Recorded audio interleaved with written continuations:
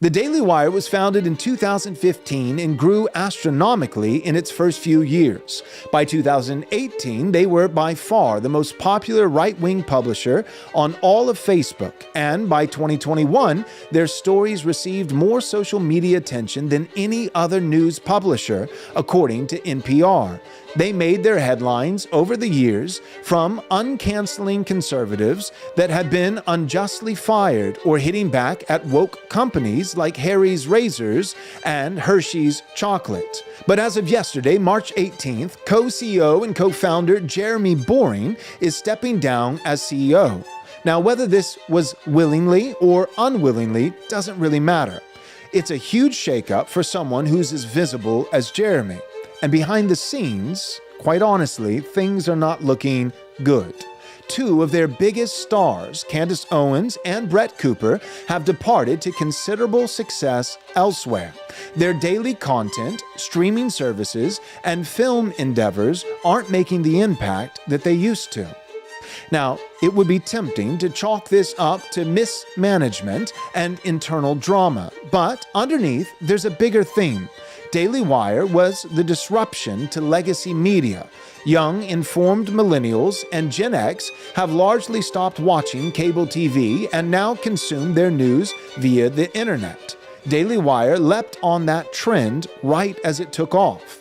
But eventually, the disruptors often become the establishment, prone to being disrupted themselves. And now, a mere 10 years from its founding, Daily Wire is finding out that it is what Fox News was in 2015, an aging, legacy establishment that couldn't take the next step to keep up with the rapidly changing culture and the shifting Overton window. This episode is brought to you by our premier sponsors, Armored Republic and Reese Fund, as well as our Patreon members and our faithful donors. You can join our Patreon by going to patreon.com/Right Response Ministries, or you can donate by going to rightresponseministries.com/donate. So today, we are going to talk about the rise and fall of the Daily Wire, the coming decline of alternative media, and where new personalities are quickly filling the void.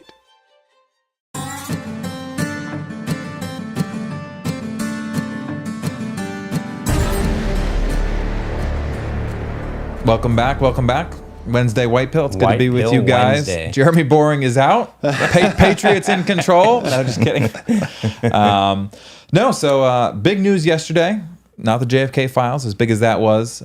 80,000 pages. I haven't read all of it yet. That's going to take to the time end. It's going to take for some people time to sift through. Like, you're already seeing people report certain things, like Israeli intelligence was one of the things that came out.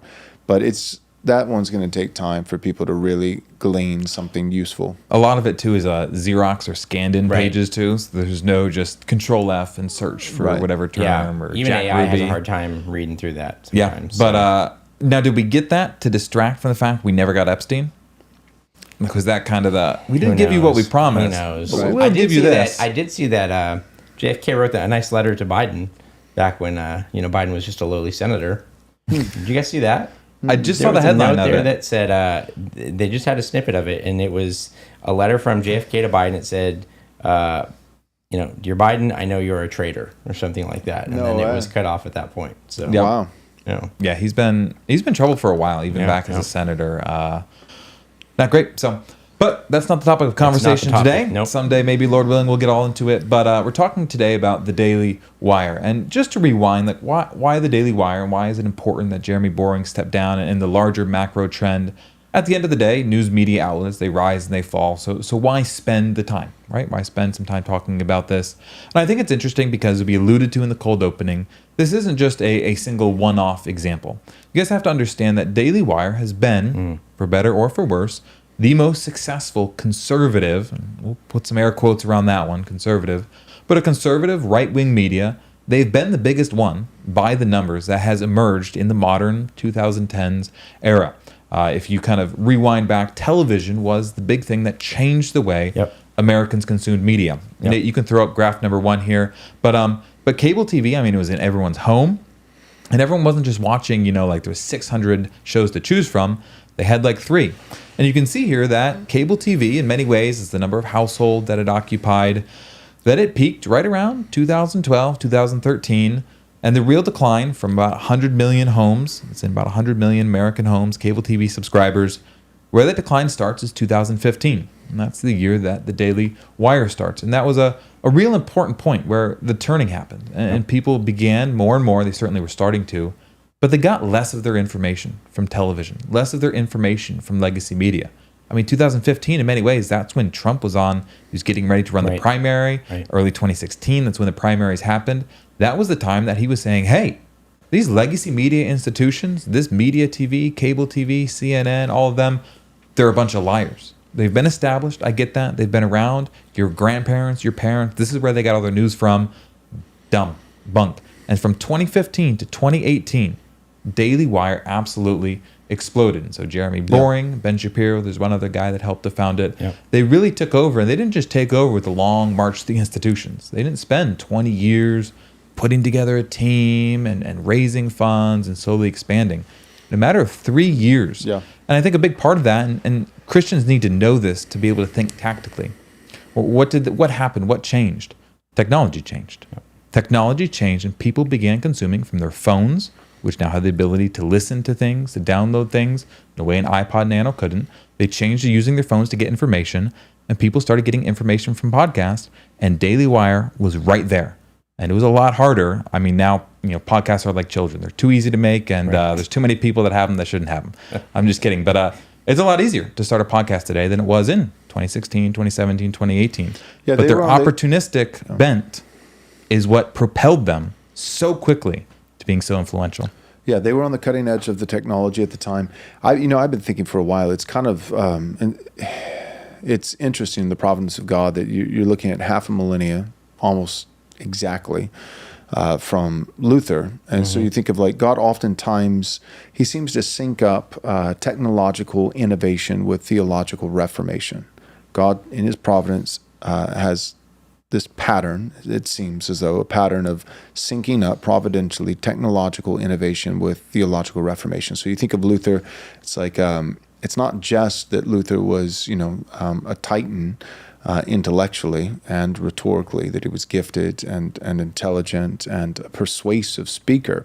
But Luther probably would not have the impact that he had. We may not even, he may have been lost to history. We may not even have knowledge of Luther if it wasn't for the timing providentially of him coming right on the heels. Well, Jan Hus had tried something similar not too much before that. Tyndale and Hus. There were many who tried, and probably maybe even better character, more self-control than Luther. Right.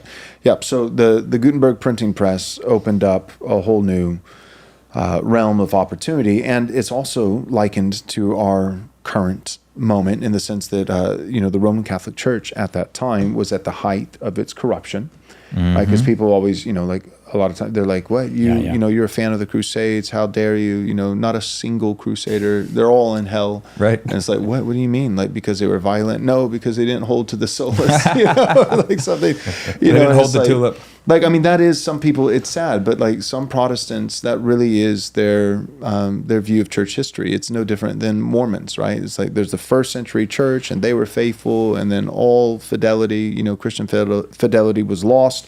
But then it picked back up, like 1800 years later with, Joseph Smith, or charismatics, not all of them, but some of them can have that same kind of mindset that, first century is faithful and then it was utterly lost. The spirit and fidelity and faithfulness was utterly lost until 1906, Azusa Street. And reformers, Protestants in a general sense, especially Reformed Protestants, can, give into that same inclination that says like first century was faithful and then there was not one faithful Christian, for 1400 years until, Luther. And so, anyways, but the point is, that there were many who were, they were Roman Catholic, certainly lowercase c Catholic, all Christians in that capacity. But then some, when were distinctly Roman Catholic, and that were a part of the Crusades, and some of them were not great, and some of them were wonderful, and we should seek to emulate our lives. But by the time of Luther, I don't think there can be any argument. Even like Roman Catholics today will say like, yeah, that was unfortunate. We kind of we overplayed our hand, Right. and that like selling indulgences to get your loved ones out of purgatory, and exploiting the poor.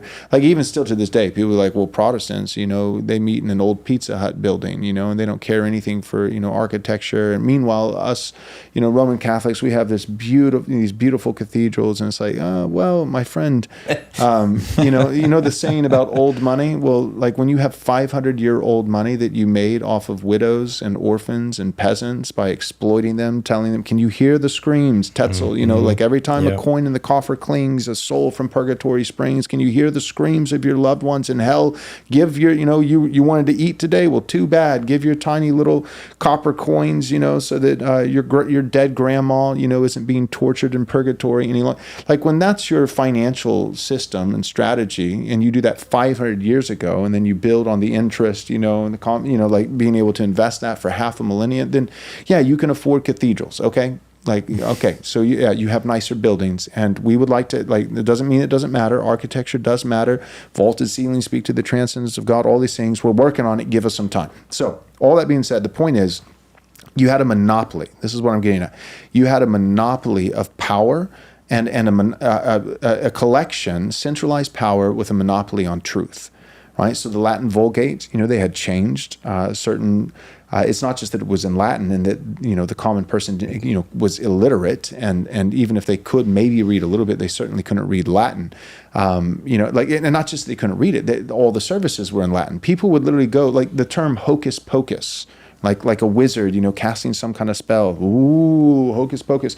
That phrase, hocus pocus, being associated with like some kind of mystical magic, comes from the liturgy, the Latin liturgy in Roman Catholic Mass at this time, that when they did, when they were performing the ceremony and ministering the Eucharist, that hocus pocus was kind of like a slight revision from some of the Latin that they would use in the liturgy when it came to transubstantiation and the bread actually turning into the body of Christ and the wine turning into the blood of Christ.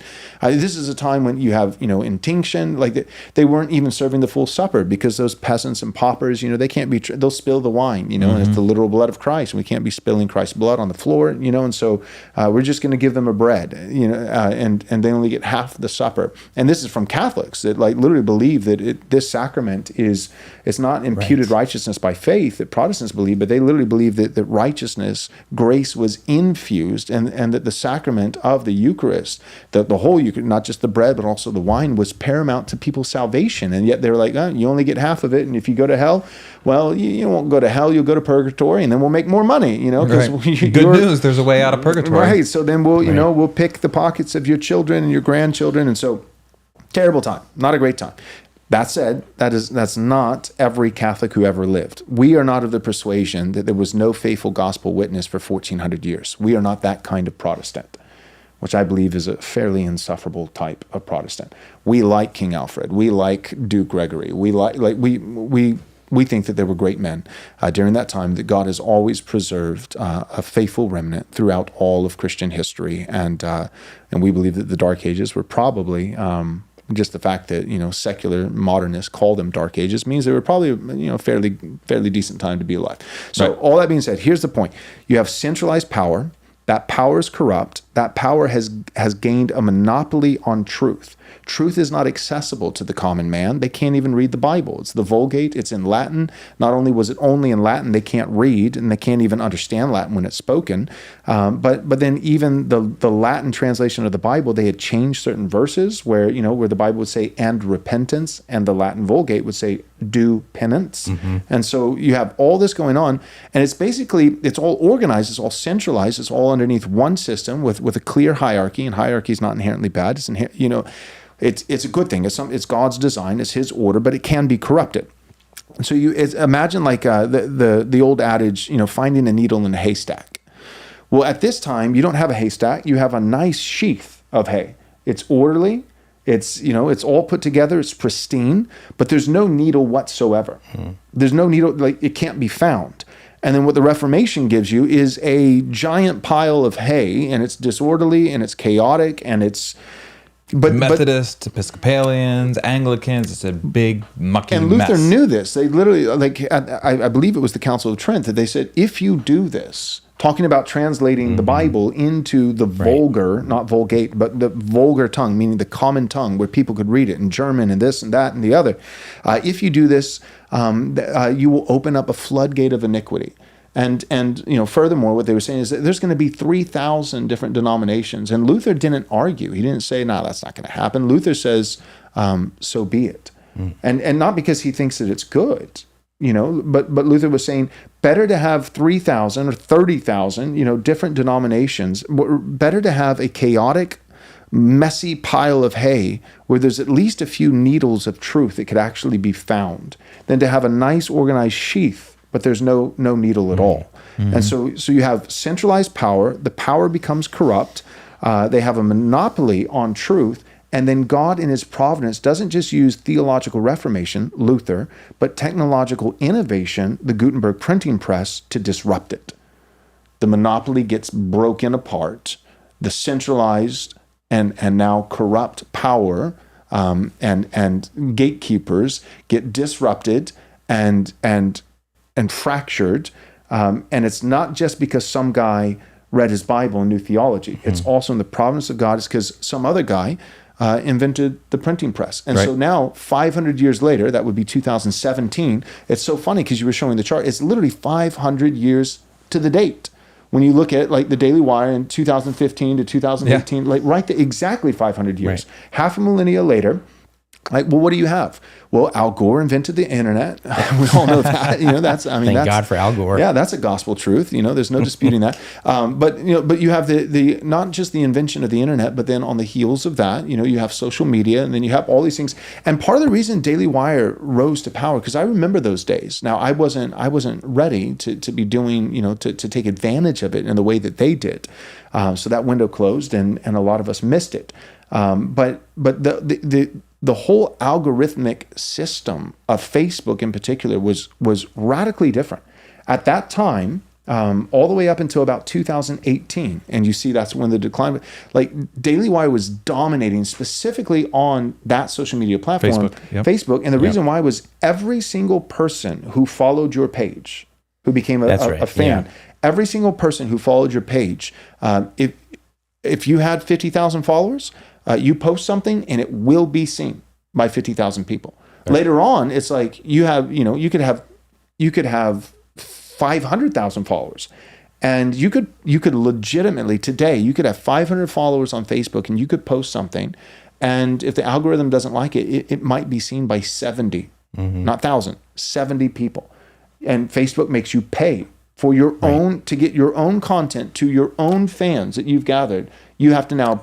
How do you think we're getting to a $2 trillion market cap here, Chief? That's right. That's true. Man, that's right. It's like indulgences in the old day. You had indulgences for the Catholic Church. Now you've got those. Yep. Facebook said, "Hang on a second. Right. Hang on a minute. There is something there." So the point is, do you see the similarities, right? So centralized power, institutional power that becomes corrupt and has a monopoly on truth. It can't be. Nobody else has access to it. Roman Catholicism at the time in the 1500s. Okay, then think 500 years later, legacy media, the regime, the bourgeoisie, the political and cultural elites, right? Same kind of thing. Right. Monopoly on truth. Somebody has a story, it doesn't matter. You got 3 news stations on cable television, and if they don't like it, if they get the call, shut it down, then that story's nobody's going to see it. Right? But then the internet and social media breaks it up. And in the Wild Wild West days, when it's still a little bit more organic and it's new and people are making the switch, and Facebook hasn't yet quite been as corrupted as it is now, then you actually if you're doing well on Facebook, you're not penalized. Your stuff is actually doing well. It's actually getting out there. And then Facebook, now they get the call, right? They're the big dogs in town, and now they're getting reined in. And now they, and all this is proven. Like Zuckerberg literally was contacted by the White House and, during the Biden administration and leading up to it, where you must censor the Hunter Biden laptop story. And Zuckerberg, was like, absolutely, and then he shoots a video of him, wakeboarding behind a boat with an American flag, like, hey, I know I'm a traitor to the country, but will you like me now? And so anyway, so all that being said, the point is just that there's some stark similarities. But what's happening now is that even within the social media realm, it's like everybody is trying to start a podcast. So one, there's just an incredible amount of competition that there wasn't just 5 years ago. Yeah. Two, not only is there more creators and therefore more competition, but all the algorithms have become far less favorable than they used to be, especially Facebook. And then four, the Overton window, or three, I think I said two things. Three, the Overton window is literally shifting at the speed of light. And so when I think of like the Daily Wire, for instance, it makes perfect sense that 2015 to 2018 would be like their rocket ship to the moon, because a couple things. One, legacy media already was massively discrediting itself and not running. There's just a ton of things that they wouldn't touch with a 10-foot pole. And then you think of Republicans. This is your like the heyday, in many ways of still the neocons, are in control, and it's just your Jeb Bushes and your Mitt Romneys and all that kind of stuff. And so like Ben Shapiro at that time, I know this sounds crazy, now, but believe it or not, Ben Shapiro was actually people would consider him a conservative. Like he's on the right, like not everyone, but some. He's at the, to the right of Jeb Bush and, to the right of Mitt Romney. Yep. And they were early on, especially too, transgenderism. They made that their issue, and they dug in, and credit to Matt Walsh. What put Ben on the map was that interview with that quote unquote lady that grabbed him by the back of the neck. Yep. And that really was that and the Piers Morgan interview, but that one in particular, just that went viral in a time when viral was brand new. Right, viral was authentic. It was organic, and if you struck gold, you actually got to keep the gold. But then the last thing I was going to say is, ironically, people don't think of this, but ironically, 2020 was devastating for the Daily Wire. And what I mean by that is, all of a sudden, it became the political and cultural landscape became kind of like the Wild Wild West again. It became a brave new world, and all of a sudden, the number one currency, and I think we're still in this moment, and I think we're going to be here for another 5-10 years. And we'll get to that, like why it may not be the best time to have formal alliances, and why, why it's, probably smarter to do guerrilla warfare and travel light, and be, remain independent so that you can be flexible and all these kinds of things. But when 2020 hit, this brave new world, at that point, the 2015 to 2018, the Daily Wire, what they had in their sales was Ben Shapiro. He really is sharp, and he's a good communicator. Those things are absolutely true, right? You can't disparage him on those merits. He really is sharp, and the dude can talk fast. And then you also had the algorithm being favorable with Facebook, and very few headwinds, mostly tailwinds, and they took advantage of the tech and that landscape. But then once you got into 2020, for the last 5 years, like this is what you just have to realize. Ben Shapiro, who is still known as a conservative, he has taken the non-conservative position on every issue for the last 5 years.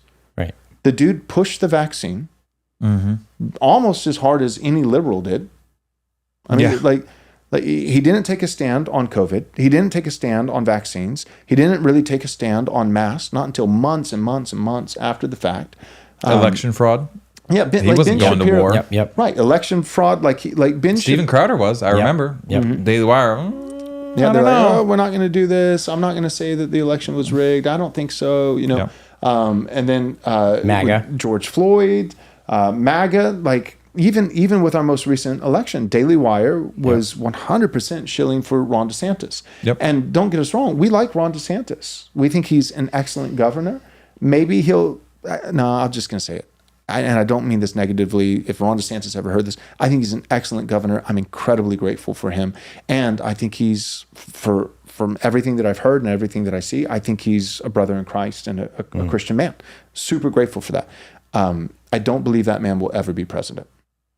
I just don't think, because it's more than just your positions, right? So my facts don't care about your feelings. Well, also the populace, their feelings don't care about your facts if it's, coming from a guy who's stands in front of the camera. Has the personality of a brown paper bag. Yeah, right. So it's just not going to happen. But here's the thing: Daily Wire threw in. Everybody had a choice. Like, which horse am I going to bet on? Right. They bet on the wrong horse on COVID. They bet on the wrong horse with vaccines. Bet on the wrong horse with the election being rigged in 2020, and then this most recent election. Bet on Ron DeSantis as the wrong horse, and they came out favorably. Like, Trump's great, but Trump still was not their first pick. They clearly publicly distinguished themselves from MAGA, which is a massive So they're kind of on the decline. And the guys who threw their hat in Trump's ring, like Dan Bongino, what is he now? Deputy Director of the FBI. Right. Pete Hegseth, who wrote a book, same thing, like was influential, a talk show host. Where is he? Head of Department of Defense.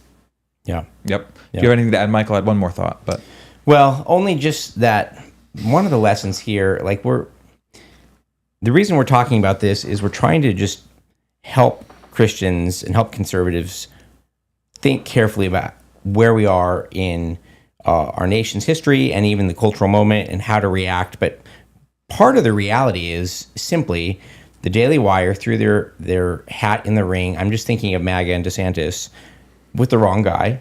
And there's just consequences for that. That wasn't even necessarily like the vaccine thing. That to me was not just a tactical error. That was an ideological mistake. Like, they were on the wrong side of that, not just because they read the tea leaves wrong, but because they had a wrong perspective on the right of government and the vaccine and all of that thing. But with MAGA, sometimes you throw your hat in the ring, and sometimes sometimes you lose. That was just not the right one. And it doesn't even mean that you're a bad person or anything like that. Like, Ron DeSantis is a great guy. I get why they made that choice. Steve Deace did the same thing.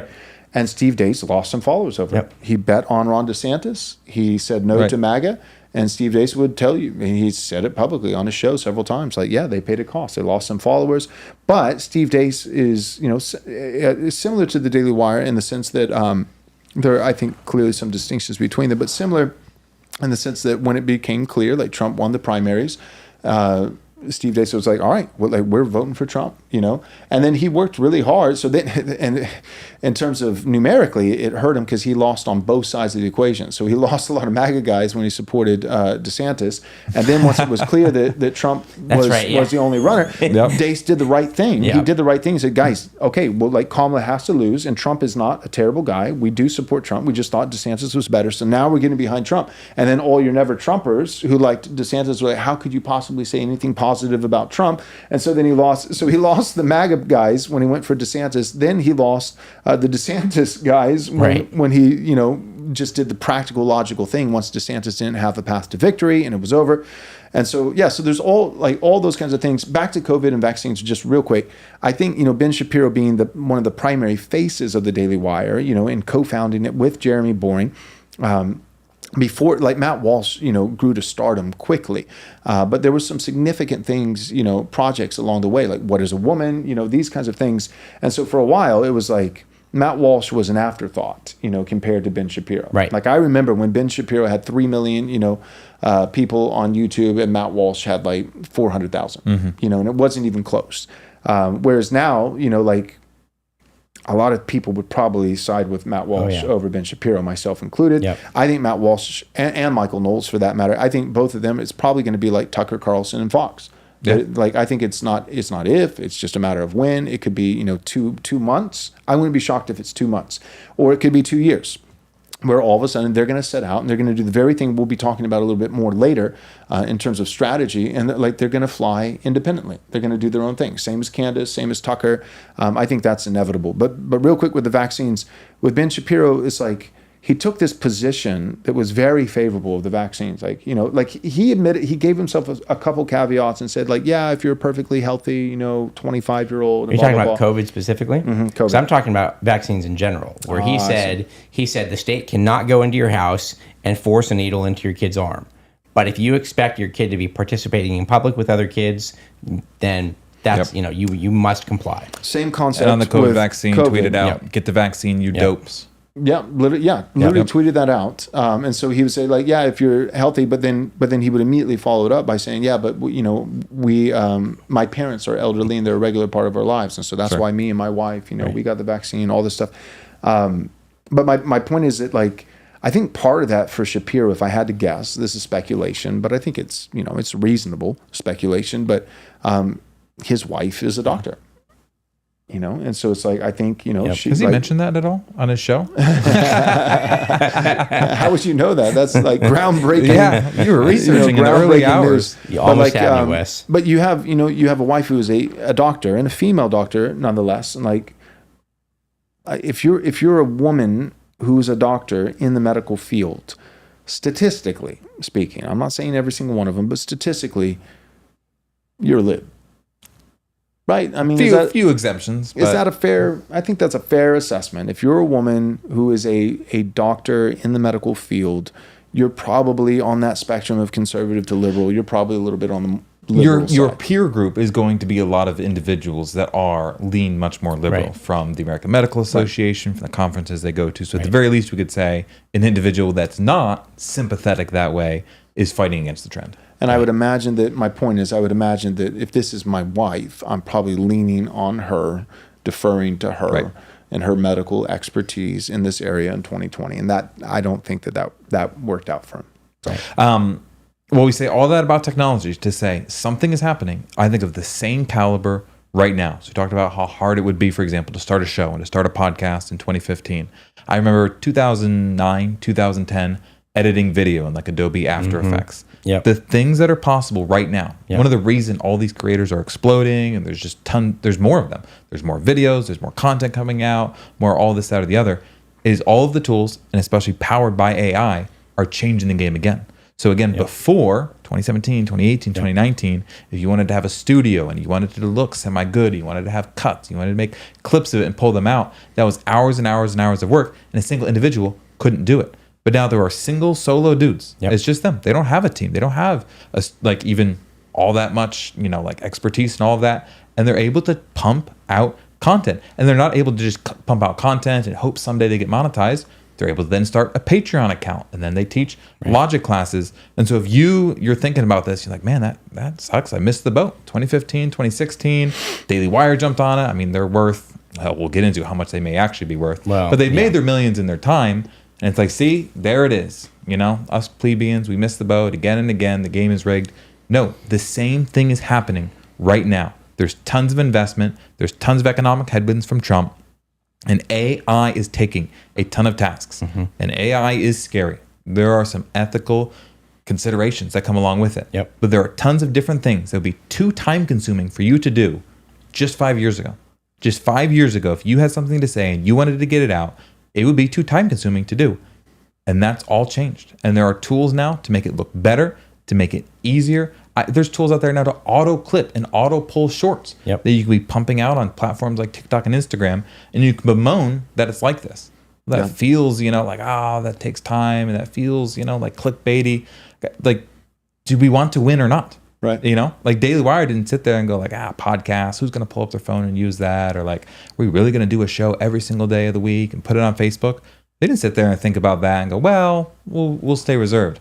They bet the house. They went all in, and it got them their millions, at least in time, and a lot of influence, especially on an issue, again, transgenderism, that they had a very positive impact on Matt Walsh and others that fell down to legislation, movie, successful documentaries. In Virginia. All of that. Like actually swayed real politics on the ground with, what's his name, Youngkin? Yeah, Youngkin. And in Tennessee with the Vanderbilt, the transgender surgery. Yep. What was going on at the university there. I mean, like, to some degree, I think that a lot of us, and I have not been, I think that we could at least agree on the idea that we wish the Daily Wire weren't having the troubles that it's having for the reasons that they're having these troubles. Because if they weren't having these troubles, it would mean that they're kind of still being honest and abreast of the cultural issues. Like, they did some good work. They really did. And I wish that they were doing the authentic, cutting edge, good work that they did back in 2015, 16. That's true. I would maybe add to that my take on it. I think, at least this is part of it. It may be all of it, but at least a part of it. I think they're doing a lot of the same good work that they did from the start, but America as a whole has moved past that. That's what I'm saying. So it's not even so much just like, hey, when did you guys become sellouts or when did you quit? No, I think Americans have just been waking up faster than the DailyWire or anybody else in that sphere ever predicted. Like at the time, it's like, again, you got, if it's the Bushes, and your Romneys and that, and like this, Mitch McConnell, and these are your conservatives, then in that landscape, on that backdrop, and Ben Shapiro's looking, he's looking fairly courageous. He's looking fairly conservative, and he's thoughtful, or at least well informed, and he's a good communicator. But then, like, if your average guy gets pushed all the way to where, like, no, it's not just being conservative, but no, I want my children's children to be able to have gainful employment in America and own a home and this and that. America first. Well, Ben Shapiro can't give you America first. Ben Shapiro is Israel We can first. give you Dave Rubin and Jordan Peterson. Right. Right. Well, it's like somebody in the comments. I thought, like, there's been a couple good comments. One, Defiant Baptist, he had a great comment. He said, if you don't hit the like button on this video, you're a female doctor. And I think that's profound, and I think that's true. Like, it's like, well, I'm not a female doctor. You will literally become like a hocus pocus transubstantiation, a female doctor right now if you don't hit that like button. So take care of that. You want to, self-preservation, look out for yourself a little bit there. But then somebody else had a comment and said, I hope that one day Ben Shapiro confesses Christ, and I hope the same for Jordan Peterson. And so do we. We hope and pray that both of them would repent of their sin and believe upon the Lord Jesus Christ, the exclusivity of Christ, and that they would be saved. But I couldn't help but thinking as I read that comment, particularly not even so much Shapiro, but as it pertains to Jordan Peterson, like, I hope that Jordan Peterson would profess Christ. He's so close, but if Jordan Peterson was here, it'd be like the meme, with the pawn shop owner, and it's like, best I can do is partner with the ADL and work to penalize Christians. Right.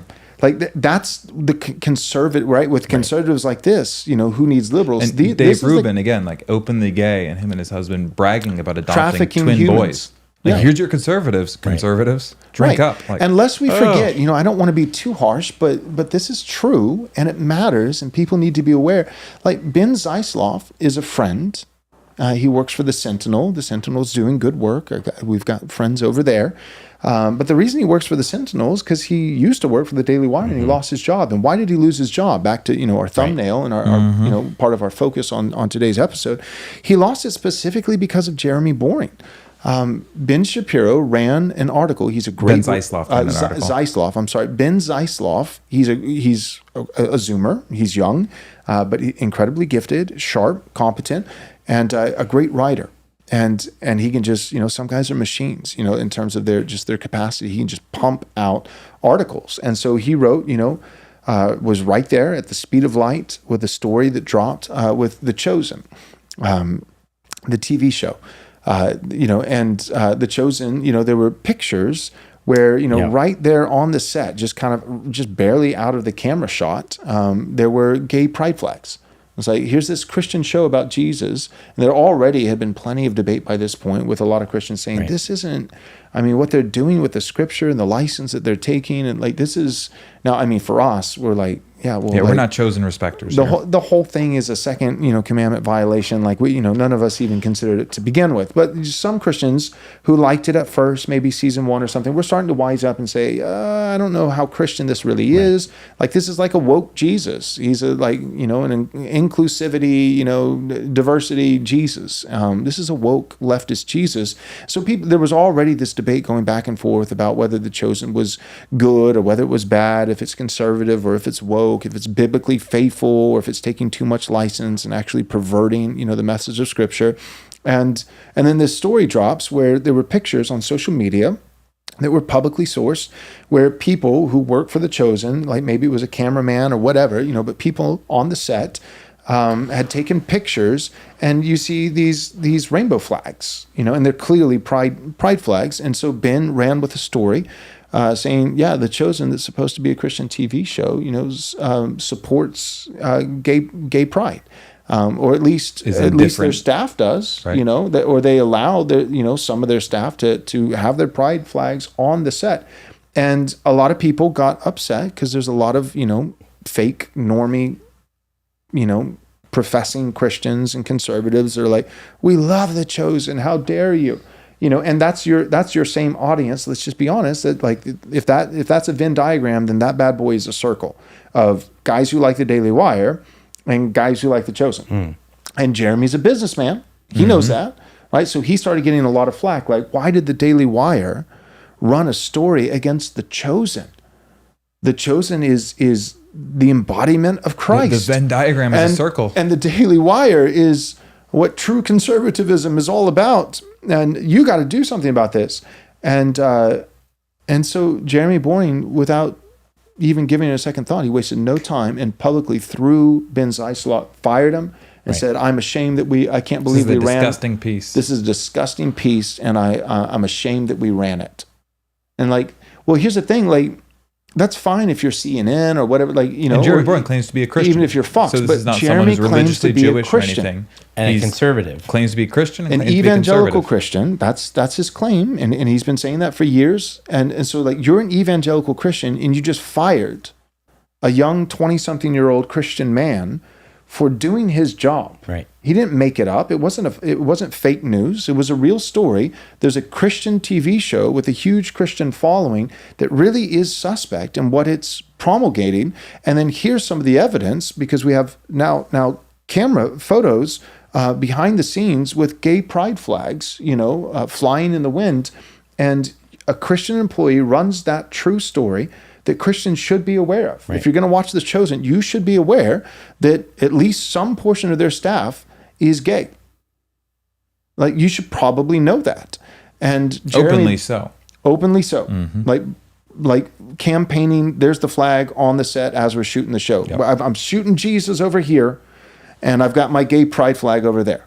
This is not hyperbole. This is what's up. Ben runs that show, Ben Zeisloff, runs that story, and Jeremy Boering, the evangelical Christian, fires him and publicly humiliates him. Right. And so, anyway, so my point is that, like, in today's landscape, things are moving at the speed of light, and a lot of people, I think, they're wising up, and they're like, is the Daily Wire that conservative? Right. A lot of people still appreciate Matt Walsh, and honestly, in my opinion, I'll say this, and people will give me some grief, but in my opinion, the most based guy with the Daily Wire, we'll say the closest to being, as close as you can be to being based while being with the Daily Wire, is actually not Matt Walsh. I appreciate him. I recognize that, that he's my doppelganger, or I'm his, or whatever. So people probably think, just by the way that we both look, that I'm, eternally bound to, to defend him at all costs. I appreciate Matt Walsh. I'm a Matt Walsh respecter. Does he dye his beard? I don't know. I don't. That's the difference I think I see with the two of you. Yeah, people beard. say I dye my beard, which it's like, you can literally see whatever. My girls all the time, they're like, "Dad, you're getting old." So whatever. But anyways, the point is, I think Michael Knowles is actually to the right of Matt Walsh. People don't give him credit for that because he hasn't had some of the big projects like What Is a Woman, some of those things, and also just his personality. Like, Matt has that kind of like that almost English dry humor, that's like very sarcastic, and Michael Knowles, he's clean shaven, and so there's a lot of aesthetic reasons why people maybe don't categorize him, being more conservative than Matt Walsh. But Michael Knowles has, it's really ironic. So Neil Shinvey would be, this is funny, but Neil Shinvey, was freaking about, he's freaking out about the woke right, the woke right. And one of the examples when they're like, well, what's the woke right? And what are you talking about? And he's like, well, they're using critical race theory. It's exactly the same as the woke left, except on the right, and it's this Christian, ethnocentric, nationalism, and they're praising Franco, right? Saying we need a Protestant Franco. Like, here's the irony: Michael Knowles was publicly talking about all the redeeming characteristics and virtues of Franco, like 3-4 years ago. Yep. before any of the Christian nationalists that we're associated with started talking about it. Michael Knowles, we have to admit, he beat us to the punch on that one. Michael Knowles has been talking about Christendom. He's been talking about hierarchy. He's been talking Columbus. about, Columbus is great.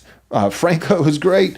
All these things consistently for a long time. So, a lot of the focus gets put on Matt Walsh, but I wouldn't be surprised if Knowles maybe drops out even, before Walsh. So, yep.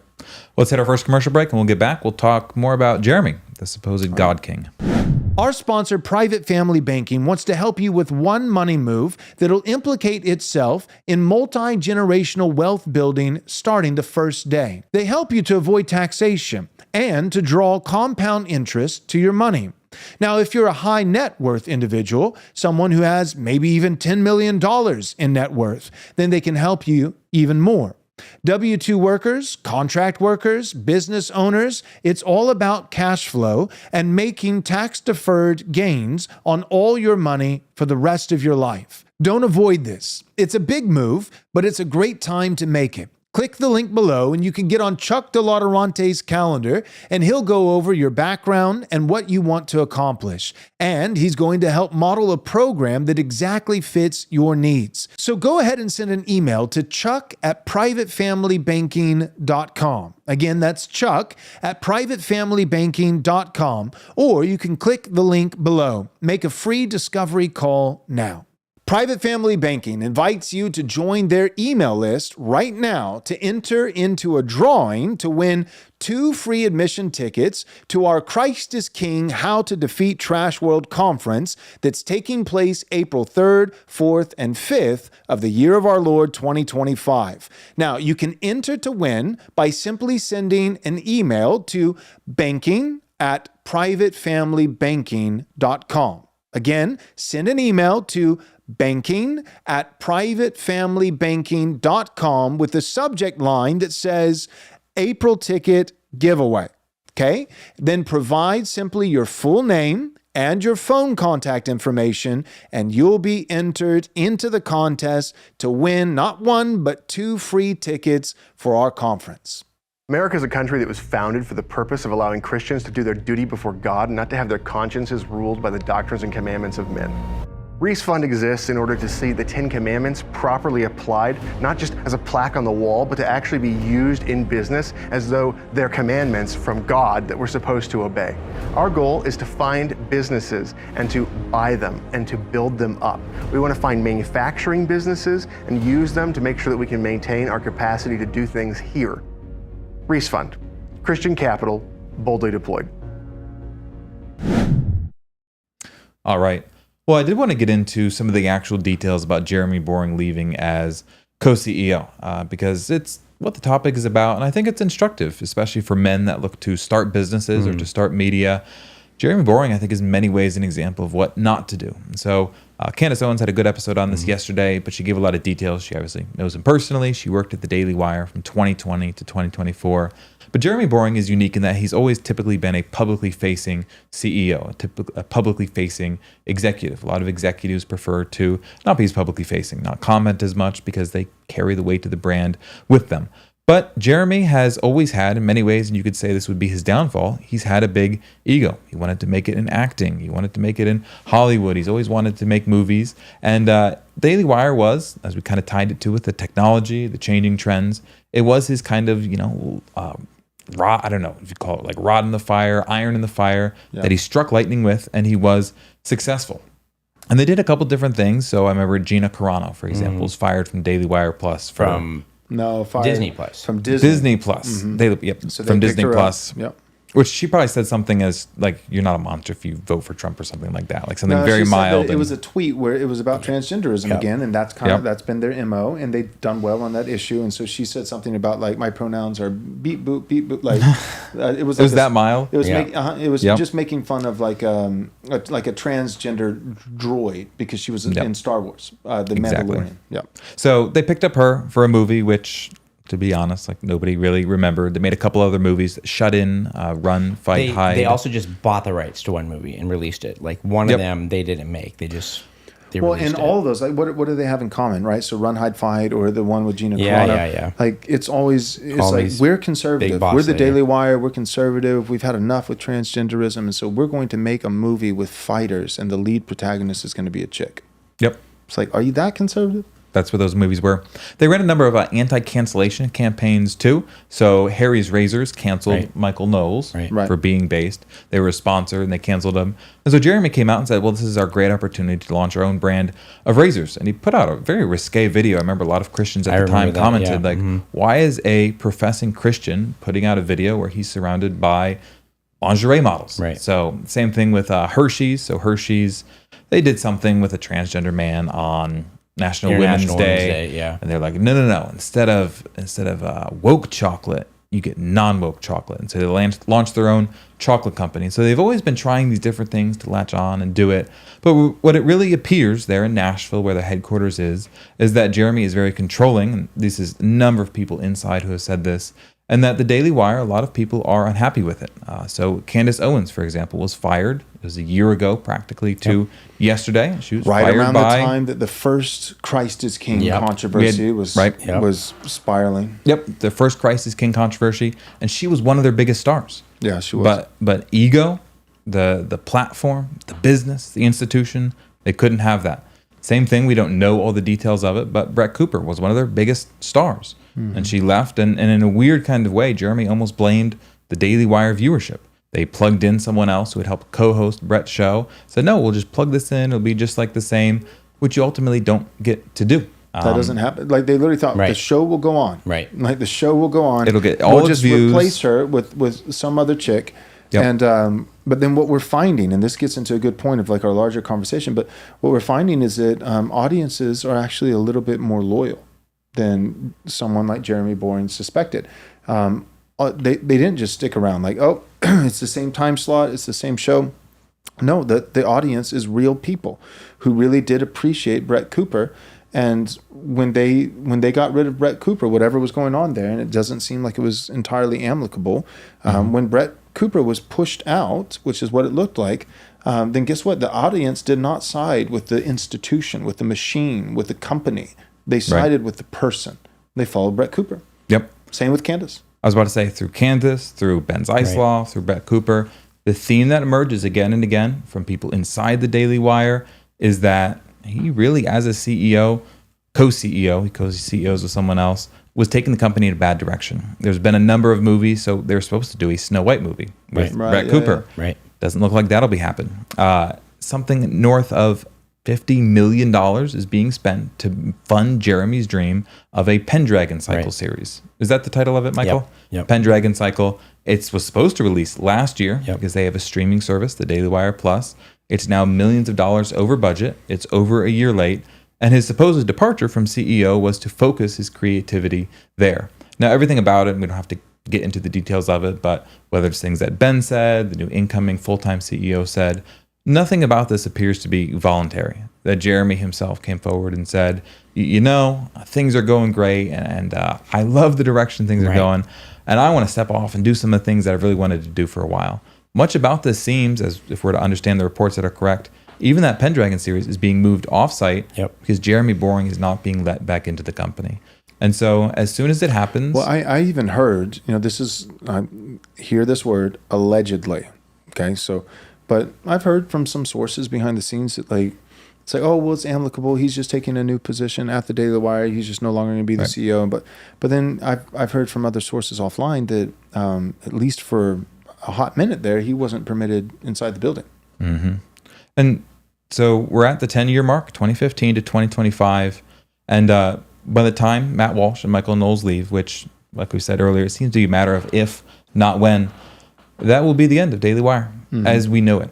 There are not people streaming in by the millions. Do you have any Daily Plus do his thing. Memberships left? Right. But the whole the Avengers, the team is gonna break up. And honestly, this kind of gets into part of our conversation. But it's like a lot of people, I remember coming out of 2020. Now it's 2021, 2022, and it's like, you should join the CREC, or you should join this organization or this group, or like, let's make a collective here, let's do this there. And a lot of those I gave, some serious consideration to. A lot of them I did not consider at all. But part of it was like, I just had this sense that I couldn't shake, like this pit in my stomach, like that I knew, like, it's not just 2020 was the once and final, the once and for all test, that's going to separate the wheat from the chaff, and this is the test, and half of us passed it and half of us failed, but now we know who our real allies are. That's not what's going on. If you think that's what's going on, I don't know where you've been. It's been 5 years.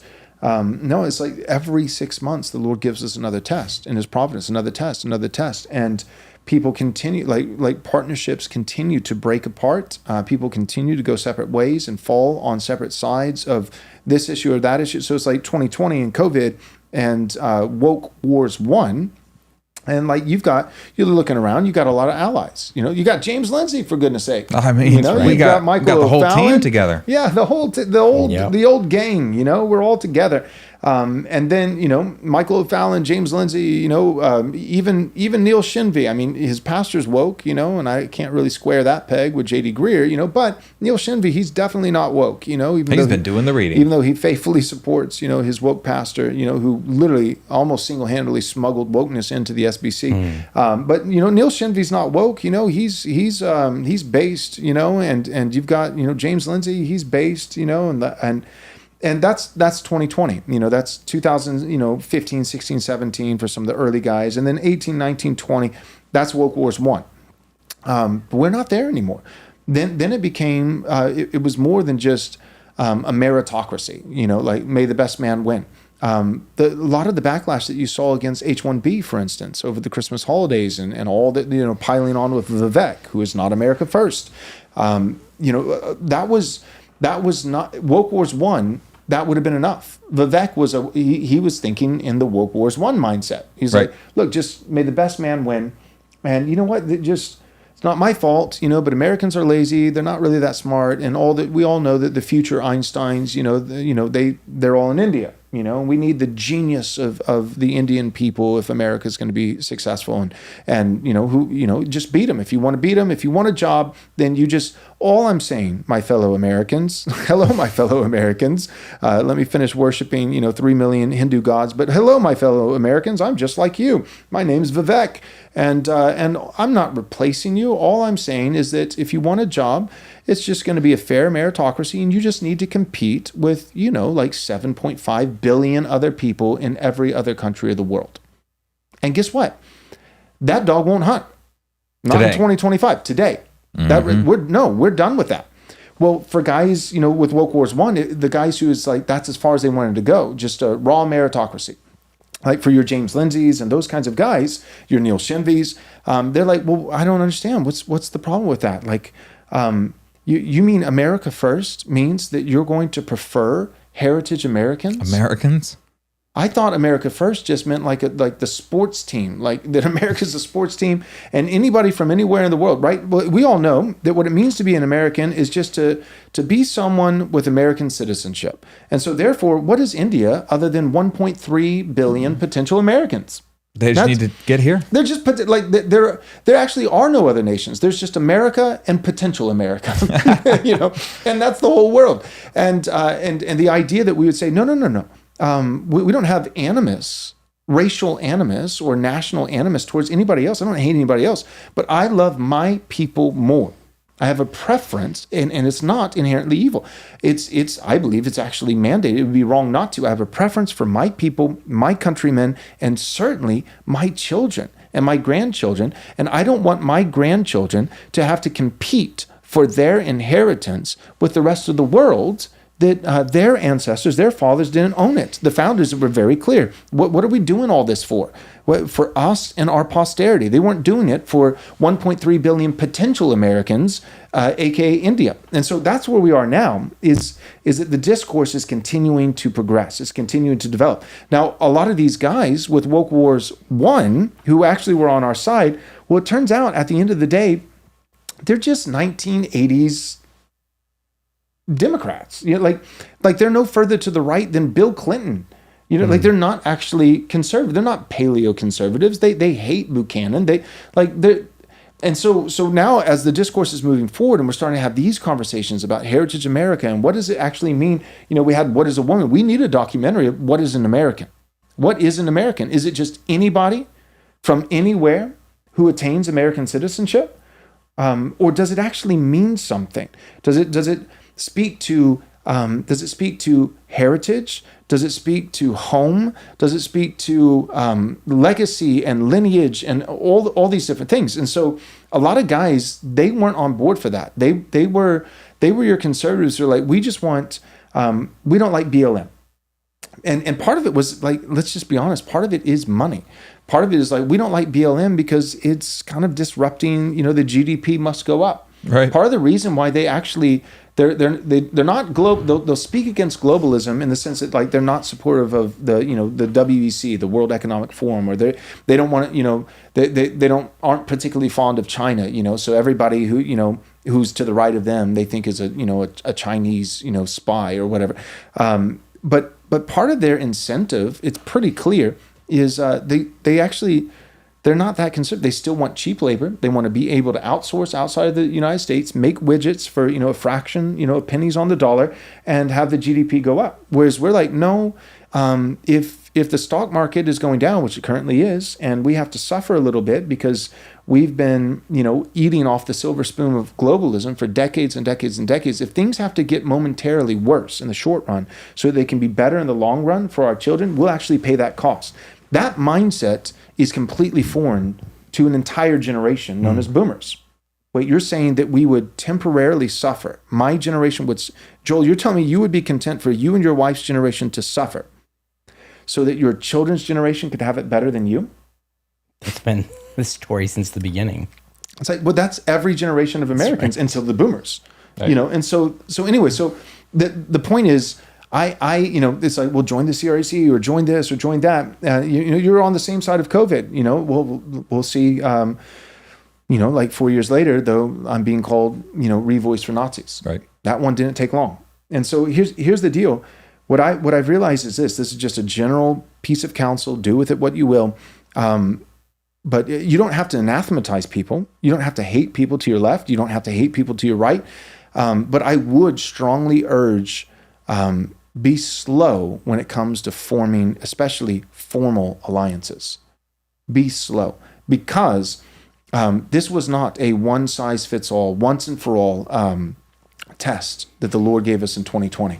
No, we've been off the rails for decades, and you don't get back on the rails. If you've taken a detour for 70 years, you don't fix that in 7 months, which means there are a ton of issues. And I believe there are still plenty ahead of us that we haven't even begun to talk about. That'll be the controversy of 2026 and the controversy of 2027. If you think we're done, then you're being naive. The cement hasn't dried. Mm-hmm. And until the cement dries, and my prediction, and I could be wrong, but my prediction is it's going to be at least a decade, which means we're at the halfway point. We're in year 5. Mm-hmm. I think we're looking at a decade. I think we easily have 5-6 more years, because we got way off the rails. And I think it's going to take at least a decade to get to the issues and have the conversations and do the thinking, and for the academics, like Stephen Wolf to write the dissertations and the papers, right, and AMREF to publish the articles and all, and for these things to happen. And everybody, everybody's a piece on the chessboard. Everybody has a role. You've got Stephen Wolf, who's going to write a 400-page book. And then you've got A.D. Robles and Joel Webbin, who are just going to go hard in the paint on a podcast. And the difference between A.D. Robles and Joel Webbin is, aside from him being the reasonable Puerto Rican, who, for the record, I'm going to say it publicly, I know I'll get dragged, but as king of Christian nationalism, I declare that A.D. Robles gets to stay. Sovereign is he who decides the exception. I'm sorry, but I'm making that edict right now. A.D. Robles gets to stay. But the difference, besides him being the reasonable Puerto Rican and me not being, it's funny. at the 20-minute mark of Joel Webbin's podcast and AD Robles' podcast, it's like the meme where they're grasping hands, 20-minute mark, and AD is saying, I hope you found this video helpful. And Joel Webbin is saying, all right, let's get started. All right, let's dive on it. That's a big difference. But anyways, my point is everybody's got a different part that they're playing, right? Some people are a bishop, and yes, the bishop, that is what it's called on the chessboard. Even that's become a controversy. Some are a rook, some are a knight, some are a pawn, some are a queen, some are a king. And so there's different pieces on the chessboard, and not everybody's going to be doing the same thing. But I think in God's providence, of course, he's standing above it all sovereignly. And I don't think, in order to work together, I don't think that you have to institutionalize. Not yet. Don't get me wrong, we need institutions. Society can't function without institutions. Each individual person can't always go to Grok or WebMD and every single time their kid is sick and try to all of a sudden, learn overnight, what it takes to be a medical doctor because they can't trust any medical professional. We need experts. The problem is that all of our experts are corrupt. They've all discredited themselves, and so trust is at an all-time low.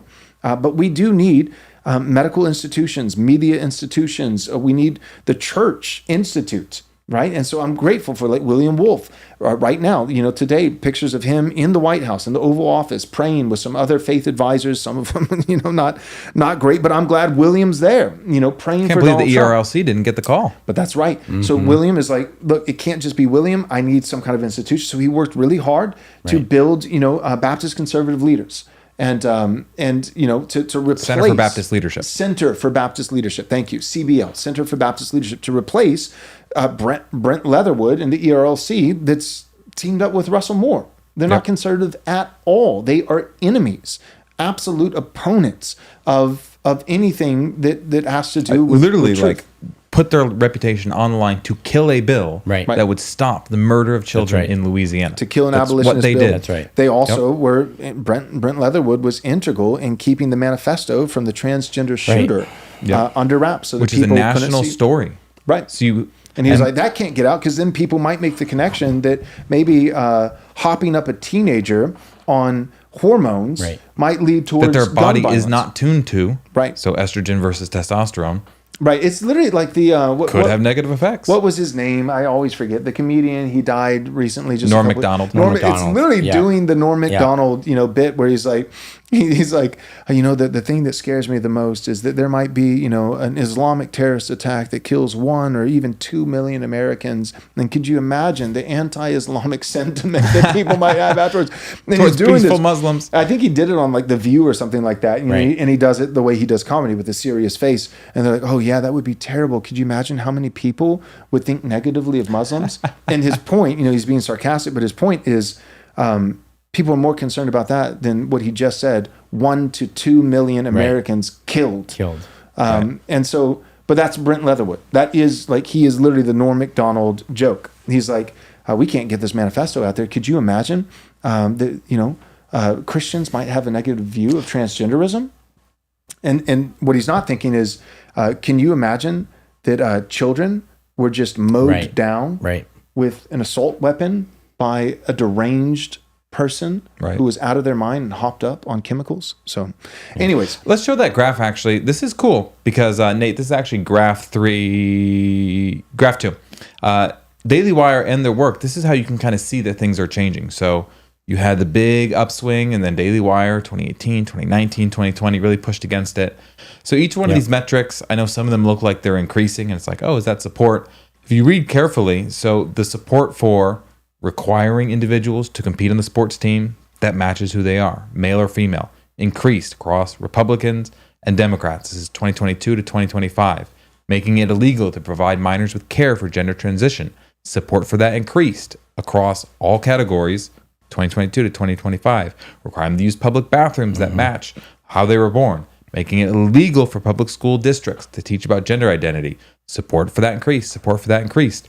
Support for protecting them from discrimination in jobs, housing, public spaces, restaurants, stores decreased.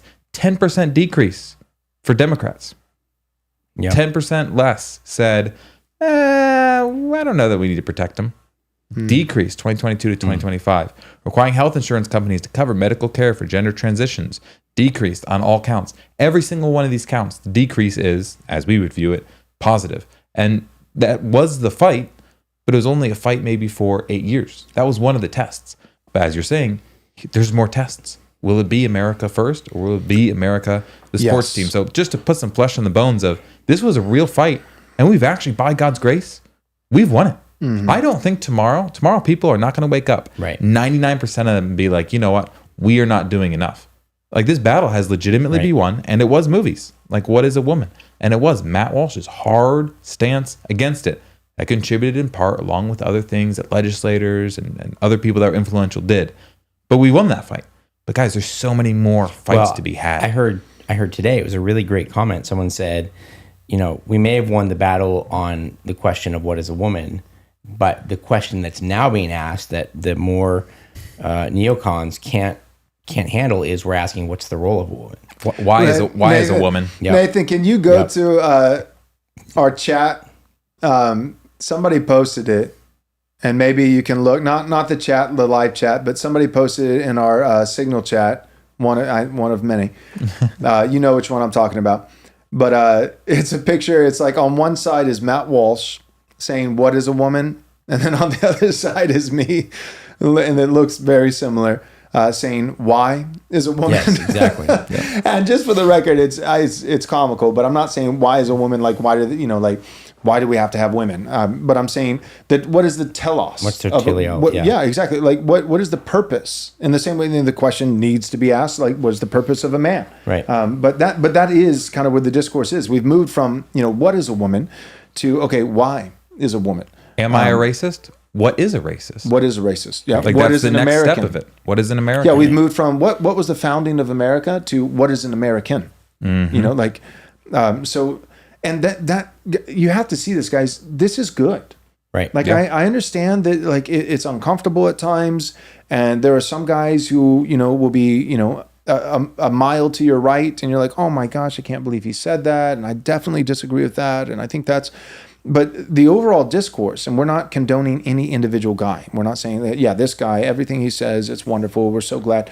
But we are saying is that the ball is moving, and it is moving in the right direction. It's like, why? So, like, just so long as the Overton window is moving to the right, you're just going to say that that's inherently virtuous and a good thing that Christians should be rejoicing in? Yes. Not forever. I'm not saying that it can never move too far right, but we're not even close. Guys, we have to repeal the entire 19th century. 20th century. Like, 20th for sure. But a good, maybe half of the 19th. Yeah. There we go. You're right. I'm thinking 1900s. You're right. Yeah. 20th century, I always do that too. but probably part of the 19th century as well. But like, we're talking about a century, arguably a century and a half, that where all this ideology that set the stage for anti-racism, and set the stage for globalism, and set the stage for feminism, and set the stage for 1904, Zionism. there was 3 million men that gathered in Madison Square Garden, I think it was. It was called the Men's Forward Movement. And you read their concerns, exact same as today. Women leaving the home, churches being feminized, men not stepping up, men not teaching their sons. In 1904, 3 million of them got together to rally and say, we need to get men back in the churches, we need to get men working, we need women caring and being keepers at home like the Bible says. Like, this is not something that happened 5 years ago. Where did we go off the rails in 2015? Right. My brother in Christ. Yeah, exactly. So the whole everything's racist, and GDP must go up, and every nation is interchangeable, globalism, and not having borders. But then the feminism issue. But then, like, this kind of gets into half of the 19th century, Zionism. Like there's a lot of things, and that's, if you think in 1 year, in the year of our Lord 2020, that we took arguably 150 years of misdirection, getting off course, and fixed it in 1 year, then you're just being silly. That's just silly. So could you go too far? Sure. We are nowhere in danger of that. I'm not saying no individual person and his, what he's saying on X or what he says on his podcast. I'm not saying no one has gone too far, or no one has said something that that's to the right, that I would actually, to my right, that I would disagree with. But what I am saying is that when you look at the overall Overton window, it's moving, and we're encouraged by that. But if you think, man, I think we might be, but let's temper ourselves. We're entering the let's temper last ourselves. stop. Let's be a little careful. Right. We might be overdoing it. No, we are not even close to overdoing it.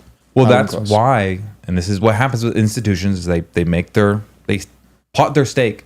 But like DailyWire just confirmed, like it has right now up Jordan Peterson and Dave Rubin talking about the pitfalls of gay parenting. Right. So if we're going back, not just, we took it too far, we started transitioning children. Right. Maybe we can't even transition adults. Okay, what ideology laid the foundation for transgenderism to rest on top of?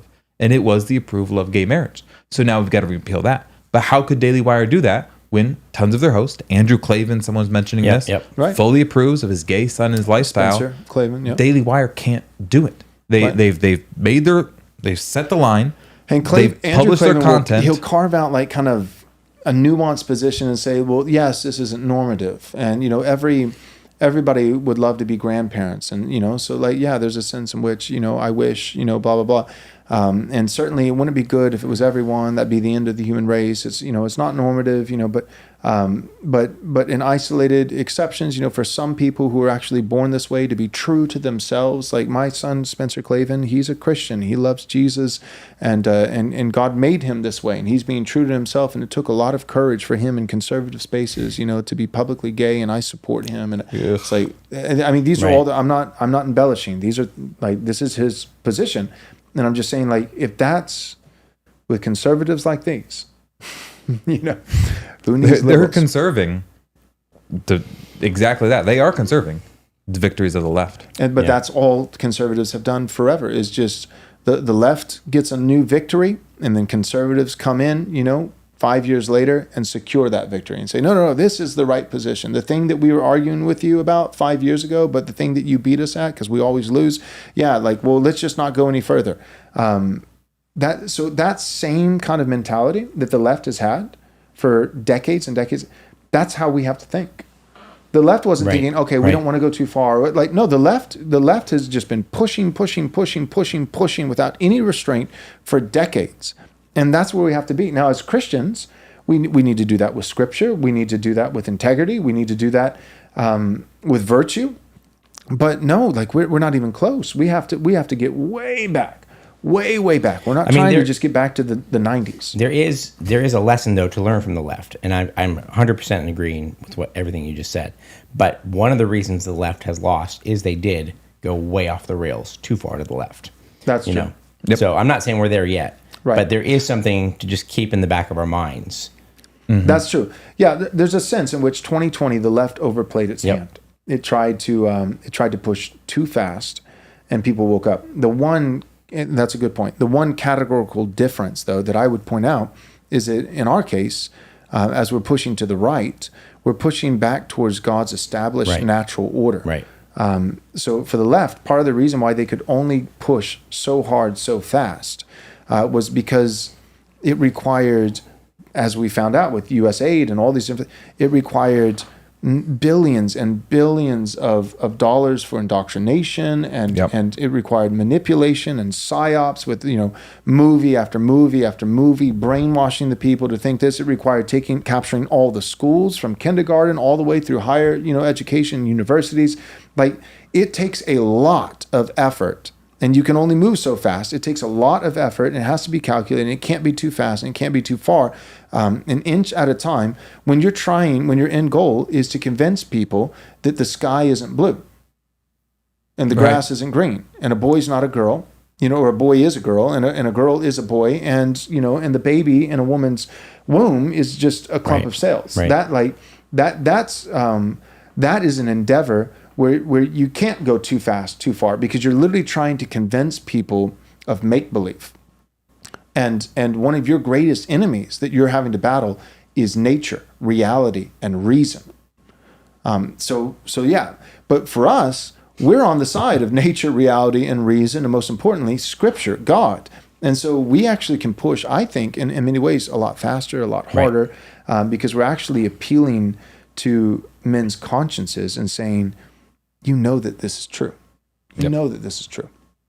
All right. We'll hit our second commercial break and come back with some closing thoughts. Hey ahead. All right, the clock is running out. You need to go and register now for our Christ is King, How to Defeat Trash World Conference. It's happening the year of our Lord 2025, April 3rd, 4th, and 5th. That's a Thursday, Friday, and Saturday. And by God's grace, we're able to provide for you an all-star lineup. We've got Steve Dace, Calvin Robinson, Orrin McIntyre, Dr. Stephen Wolf, Eric Kahn, David Reese, Andrew Isker, John Harris, A.D. Robles, Dan Burkholder, Dusty Devers, Ben Garrett, C.J. Engel, and yours truly, Pastor Joel Webben. Come on out, join us April 3rd, 4th, and 5th, 2025, Thursday through a Saturday. Go to rightresponseconference.com to register today. Again, that's rightresponseconference.com. Listen, guys, you probably listen to Right Response Ministries because you take the dominion mandate offered to us in Scripture seriously. Well, unsurprisingly, so does Dominion Wealth Strategists. As the only distinctly reformed financial consulting firm, they help Calvinistic, covenantal, and confessional Christians to steward their resources faithfully in a way that actually aligns with God's Word. Dominion Wealth leverages all corners of the financial service industry as independent brokerage agents, matching you with suitable products and services from dozens of top industry providers. Their mission is to equip believers to secure their family's future and build a legacy that glorifies God by building holistic financial strategies that include budgeting, insurance, debt management, retirement planning, estate planning, and more. In order to make wealth Christian again with a portfolio that might even put King Solomon to shame, go and take dominion over your finances today by visiting www.reformed.money and book an introductory overview right now. All of Christ for all of life and all of finance for Christendom. So our conference is coming up April 3rd, 4th, and 5th. That's Thursday, Friday, Saturday, just a few weeks away. Christ is King is the title. The subtitle of the conference is How to Defeat Trash World. We've got all these different guys who are coming. We're really excited about it. It looks like, as it currently rests, I think we got about 850 people, and we'd like to hit 1,000 if we can. But a lot of you guys can't come. Like, you can't physically be there, and you've reached out to us and asked, is there any way that we can, watch it digitally, because we're not going to be able to be there in person? Maybe you live in a different country, or on the other side of the country, you live, whatever, in North Dakota or something like that. We have decided to make it available to those of you who can't be there in person. We're going to live stream the conference so you can watch the whole thing as it's happening.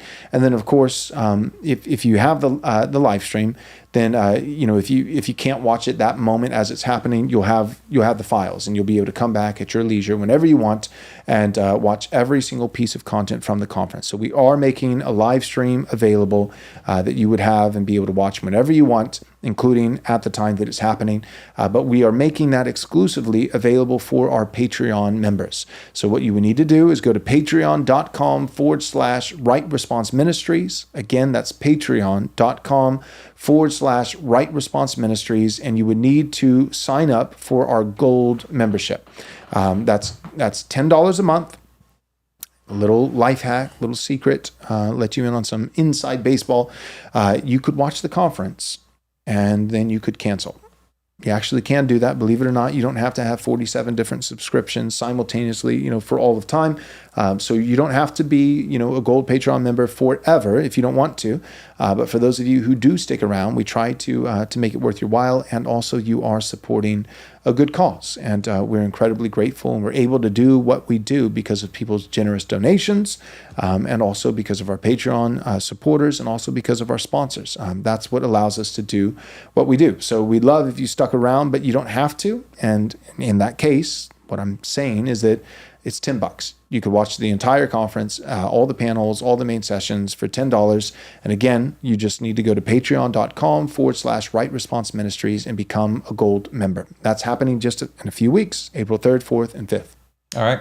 So we alluded to it a little bit, but the key takeaway. All right. So Jeremy Boering's out, and the DailyWire, just to even share a statistic, I pulled 12, basically a list in order of 12 recent videos from Ben Shapiro and Candace Owens. So Ben Shapiro has about 8 million YouTube subscribers.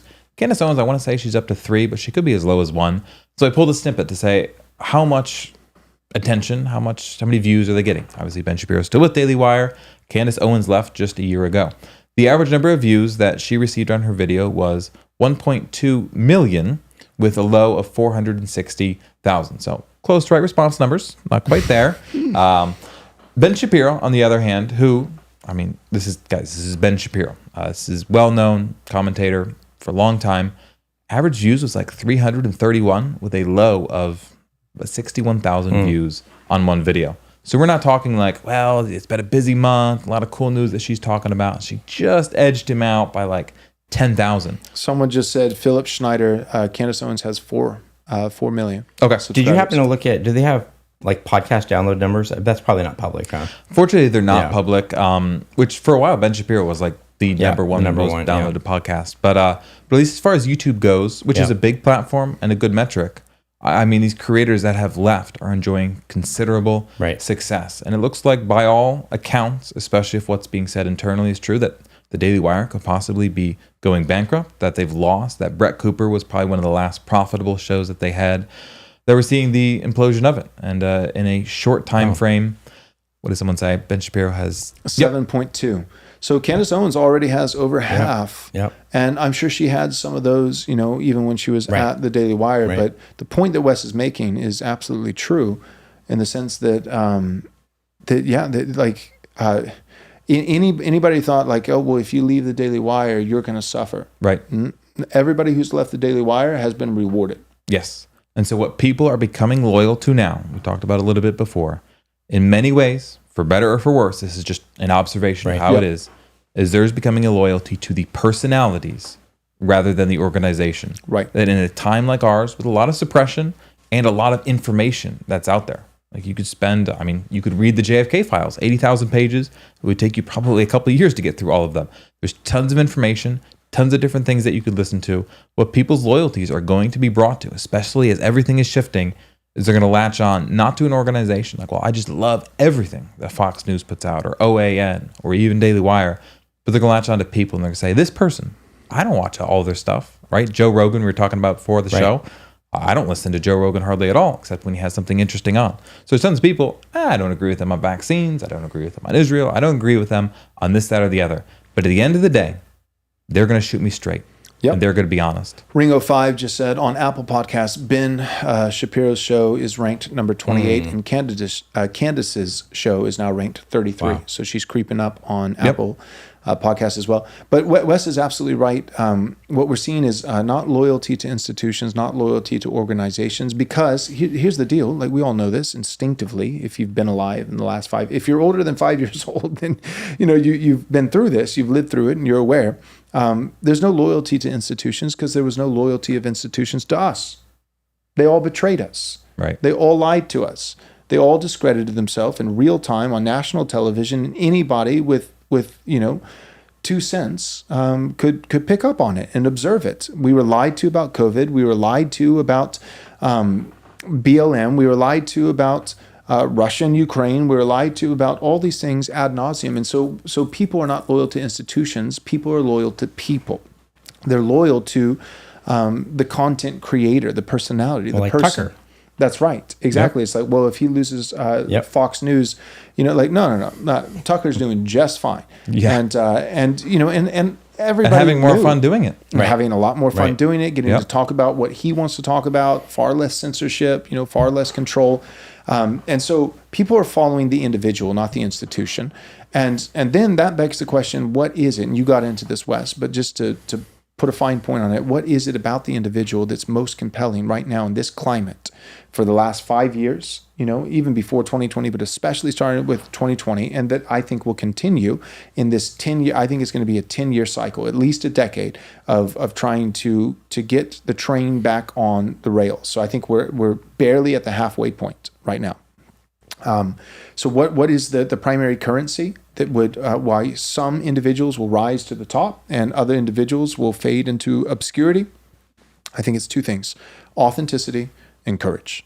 Yep. Authenticity and courage. You had some thoughts, Michael, too. There are some guys who've been rewarded for precisely that, courage. They were courageous and they gained a following.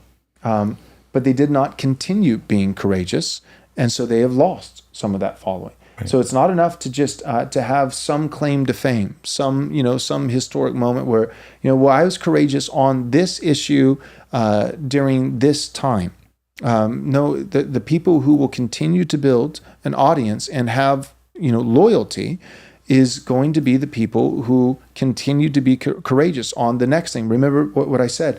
It wasn't a once and for all test of COVID and BLM in 2020. But the Lord has providentially given us test after test after test. They just keep coming. They just keep coming. And so what people are looking for is, okay, will he be on the right side of this issue and the next issue and the next issue? Or will he say, no, I've gone this far and I will go no further? Or will he just try to memory hole it and just avoid it altogether? There's some big issue that's happening right now. It's going on, and it's just crickets. And he's talking about something else that's safer, that's more comfortable. No, the guys who are being rewarded today are being rewarded for the same things for why guys were rewarded in 2020. That they were right there on the cusp of the thing that everybody was talking about, the thing that everybody was asking about. Like for us, people like to say, well, you're Nazis and you're this and you're that. But we have been, now hear me, there's not just reward. You get both. You get rewarded and you get hammered. Right? So you get a lot of flack. But part of the reason why people have trusted us is when everybody was talking about the Jews, we were willing to talk about that instead of leaning away and I can't see it. I won't go there. Instead of that, we got Andrew Isker into the studio, and not only did we address it, we leaned in. We're like, this is a big conversation. People want to know what's true. How should Christians think about this? And so instead of just ignoring it or leaning back, we leaned in, and we're going to talk about it even more. We're going to do a 9-part series. We're going to clip that up. Those clips are still running.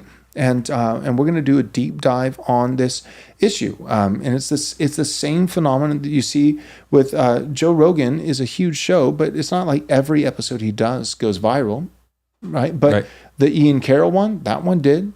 Martyr Maid. The Martyr Maid, Daryl Cooper one, that one did.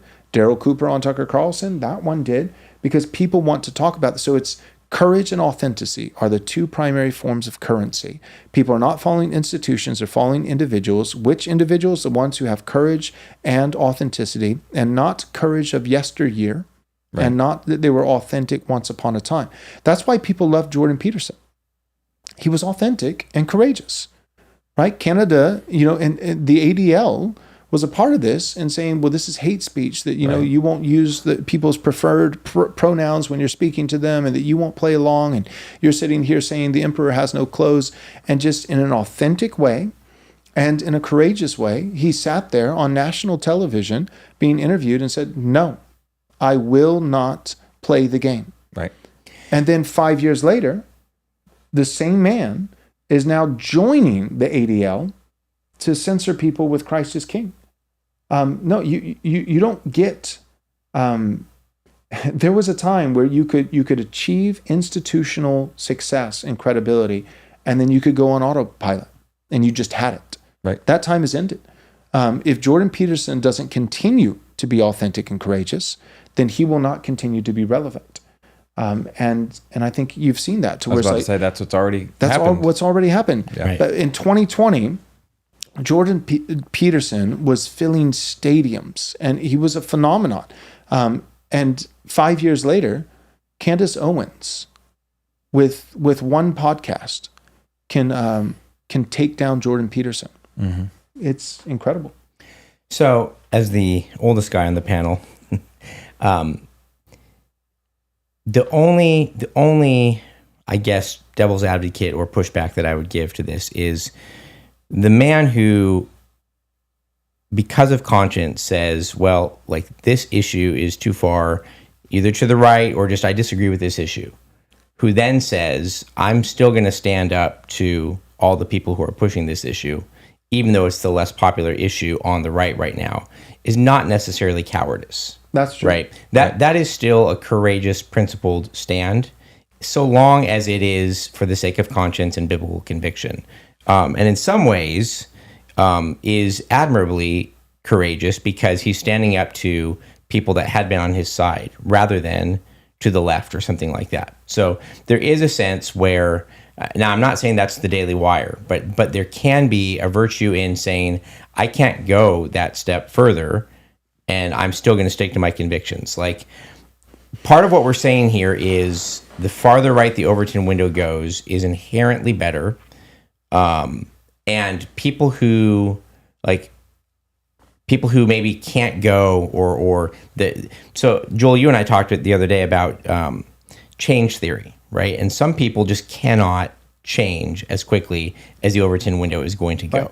Even with years of the internet and the short attention spans, like there are just change limitations in how much change people can handle. And it's not a good thing for a society to undergo as much change as we have in the last 70 years and then snap back. Like, that's a violent thing. It's not inherently a good thing to have that much change. And so there are going to be some guys who just for things like change theory can't change as quickly and say, you know what, I don't agree with this. I think we need to be careful not to call them cowards necessarily, or to say they're not standing on conviction and principle. Like, we would have disagreements with them for sure, but it's not just only the courageous who will go to the right as the Overton window goes right. That's true. And I think some of it is also generational. It's like one generation can only go so far. I mean, even, when you think of Israel, wandering in the wilderness, and it's the next generation, their children that actually enter into the promised land are able to go further than they did. To change to right every wrong and fix every way that we've derailed and decoupled from what is true and good and beautiful, to do all that in a single generation is probably unlikely. And so there are individuals, older individuals, that were willing to be blacklisted and hated and stood against the tide in their time, in their place, in their generation as it was happening, and have pushed, and now the Overton is shifting back, and it's they were the black sheep, and now it's shifted back to where they're actually now within the Overton window and viewed as reasonable and even a moderate in many ways, and that'll be pretty much all they do. Right. That's their legacy.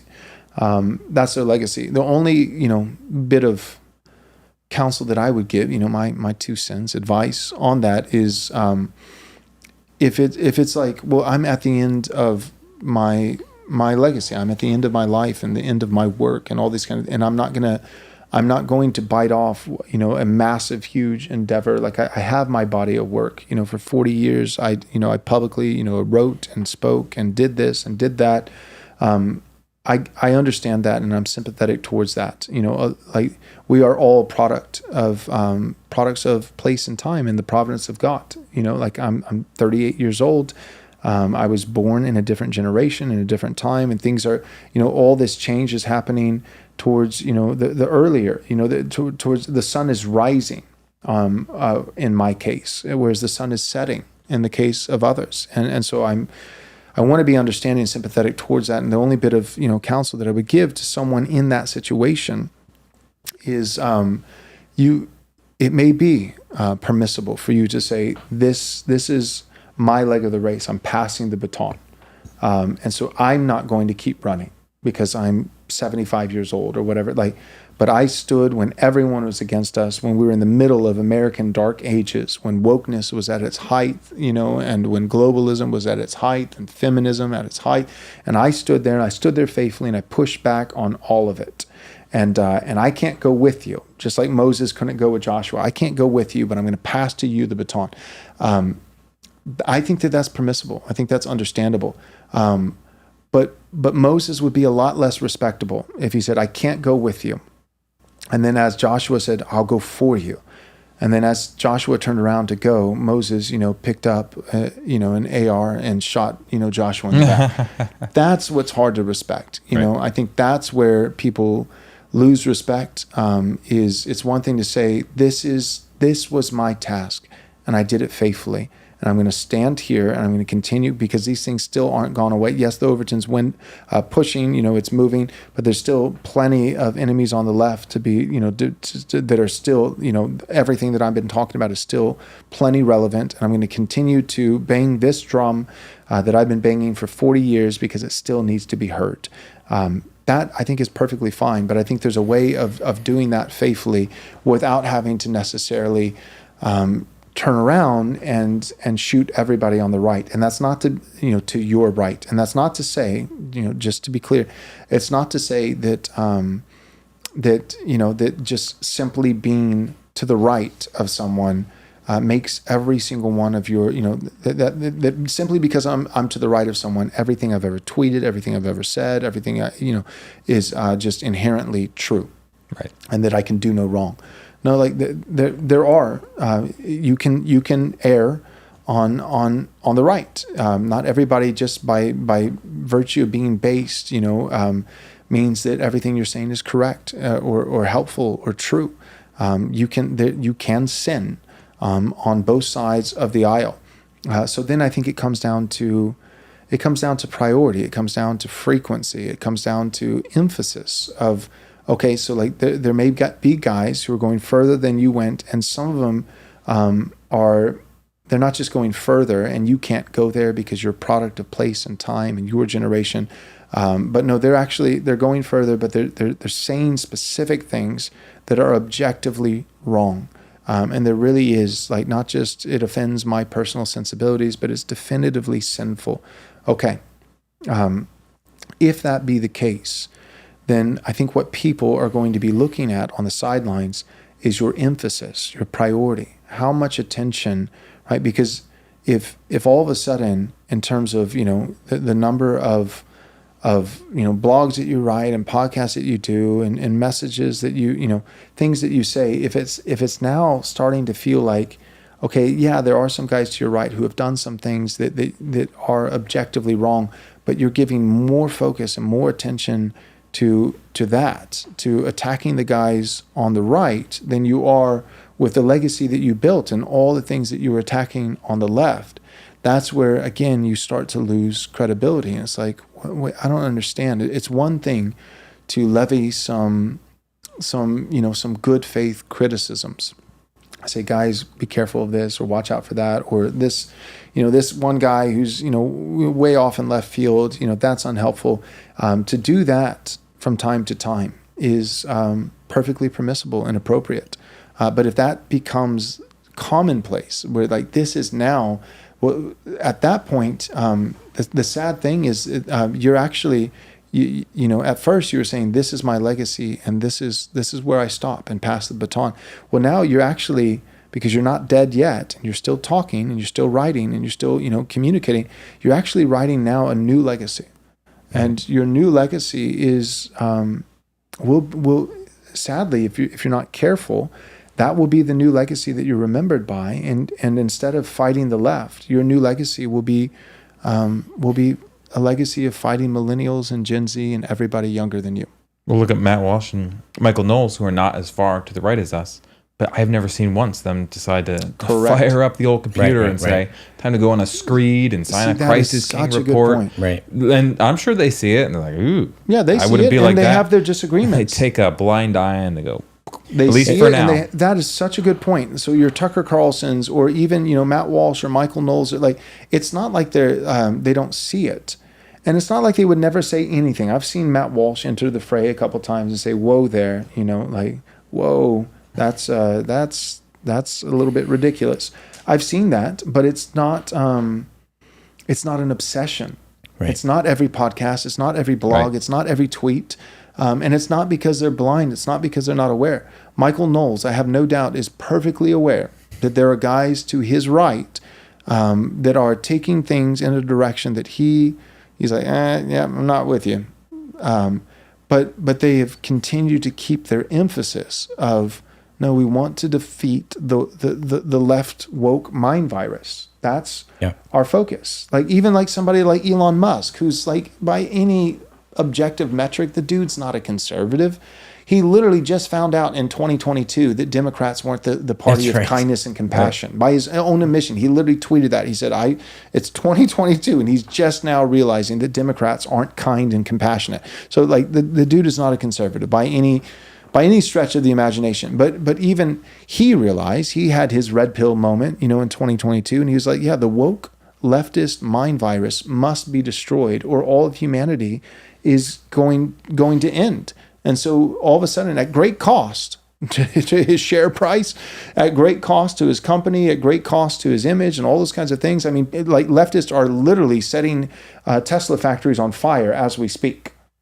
So like at great personal cost, he was like, but I've got to do something about this, because leftism is a virus and it's going to destroy humanity. Like I will have no one to sell cars to if the birth rate continues to decline, and because everybody's a gay furry and nobody has kids. Like this has to stop. So it's worth me losing half of my share price. It's worth even my factories being set on fire. It's worth all this because we have a legitimate crisis on our hands. So my point is, the dude's not even that conservative. He red-pilled 15 minutes ago. He was willing, at great cost to himself, to attack the left. And he is he owns X, guys. He is aware of the anons. He's aware of all the anonymous. Spent some time on there. He's aware of all the anonymous accounts, that are, everybody's got to go back. Clarence Thomas has to go back, like Clarence, like go back where, like he's aware of the guys who are a little bit further, and that he would vehemently disagree with. But you know what he's not doing? He hasn't lost focus. He knows that he's not firing them either. He's saying rehire them. He's rehiring them. He won't allow, some young guy who goes too far for his entire life to be ruined. Elon Musk is rehiring that guy. What he's not doing is saying, well, we admit that no injustice has been done if he has to drive a FedEx truck the rest of his life. Notice someone asked about Netter, like that's Netter in action. No enemies to the right. I love Netter personally. And that's it in action. What's the priority? Yep. What's the energy? What's the focus? So he recognizes, yes, there are guys that Elon Musk would disagree with, that he does not want to win to his right, and who are saying things that are unsavory, things that he believes are objectively wrong. But here's the deal: he understands power. This is what some guys they don't understand. He understands power. He understands that. Groiper 272 account with 14 followers on X is not our primary concern. Right. But the left, having successfully taken over every meaningful institution and millions, not just millions, but billions of dollars through U.S. aid funding, going to teach Pakistani children about transgender rights, he understands, whoa, that is where I'm going to set my sights. Right. So if I ever give a good faith criticism or even a rebuke, it can be a rebuke. I'm rebuking someone to my right. I think that's objectively sinful. For every one of those, he's going to give 1,000 times his firepower to the actual enemy, right? The gay race communists that are destroying the world. And but if you don't do that, so I say all that to say Michael's absolutely right. It is appropriate for some guys to say, I'm sorry, that's not the call that God has given me. Not everybody has to do everything. You can be who God's called you to be, and not everybody is going to be called to cross the Jordan River and to go into. It's okay to say, I fought the good fight. I was faithful and defended the hills that the Lord in His providence gave to my generation in my time. I set the stage for the next generation that's taking it now. That is perfectly permissible. And if that's who you are, any young guy within the sound of my voice right now should not be disparaging that older man. You shouldn't. But in the same breath, if that older man spends the last 10 years of his life and changes the turret and shifts it over to all the young men to the right of him and sprays 10 bullets to the right in this direction for every one bullet he does, and to his left where the actual enemy in institutional power is. Right. I'm not saying there aren't people wrong to your right, but I'm saying there are people who are really wrong to your left and have billions of dollars behind them. And if you take the last 10 years of your life, no matter how much good you did, and you really did do it, but then now it's your priority, it's your emphasis, and it's a 10-to-1 ratio of criticisms to the right as it is to the left, then you are literally undoing your legacy. And it's a sad thing to behold. So take a lesson out of Elon Musk, God forbid, out of all people. Take a lesson out of his book. Take a lesson out of J.D. Vance. Well, even Trump, Or Trump. Like he has all managed these guys to, are aware. They're aware. J.D. Vance is online. The dude is online. Yeah. He is, seriously, like he is watching and reading the articles coming out of Amref. He is watching and seeing the Groypers and the Anon accounts, and all, like, he's aware. It's not that these guys are not aware and you just happen to be aware. And so that's why you're dealing with it. No, he's aware, but he understands what it takes to win. He understands that the threat of gay race communism, with billions of dollars supporting it, that has had a stranglehold on America for the last 70 years, that thing is still not dead. That battle is still not over. And that is the formidable threat. And what we're seeing on the right is it pales in comparison. It does. Yep. Any further thoughts? I think we had a couple comments. We can hit you want to quick deal here with at the chat? Yep. Okay, let's go to the chat. We'll try to take some questions. Super chat. Wes, go ahead. All right. Johnny Johnston. Johnston. Yeah. He said $10. Thanks, Johnny. Really appreciate it. What would be too far right? You can't be too true or too ordered right. Do we just want a little bit of chaos, lies, and revolution? I'll take this because I started that. What I'm thinking of is the guy who red pills on patriarchy and then goes home and starts saying to his wife, like, there's going to be, dinner promptly at 5:00 p.m. Like there can be he takes up corporal punishment of wives. Corporal punishment of wives, things like that. There are literally some guys who talk about that. Yes. And historically that has been practiced. But again, he ODs on the red pills, comes in and just says, we're gonna do this. Or some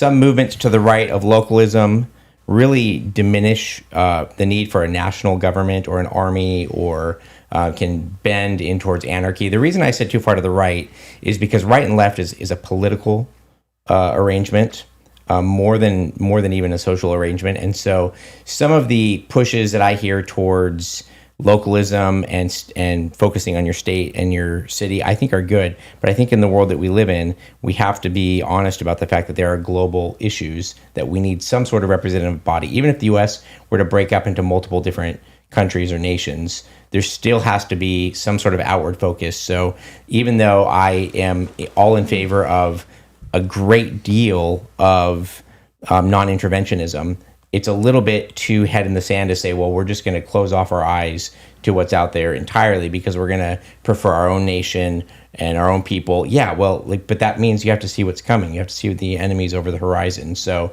I do see, when I say a little bit too far to the right, like some of the things that we're talking about can, in those senses, can go too far, I guess is what I would say. Good point. I was just going to say, too, you can have a good thing like rule of law, for instance, but in England, it was called the rule of blood for a long time. Right. And it authorized the death penalty for up to pickpocketing. They had a huge problem with pickpocketing and theft. And I get that. And maybe even in that time, I'm not going to pretend to look back and be like they should have. But if here today, someone came into power and they said, we need rule of law. And I'm not just talking like enforcement. I'm talking death penalty for minor offenses that the Bible doesn't do. That would be a good thing. Rule of law, but taken to an authoritarian extreme level that we would reject. Nate, go to the main chat real quick. There's a comment that I want to respond to down at the bottom from Patrick. There it is.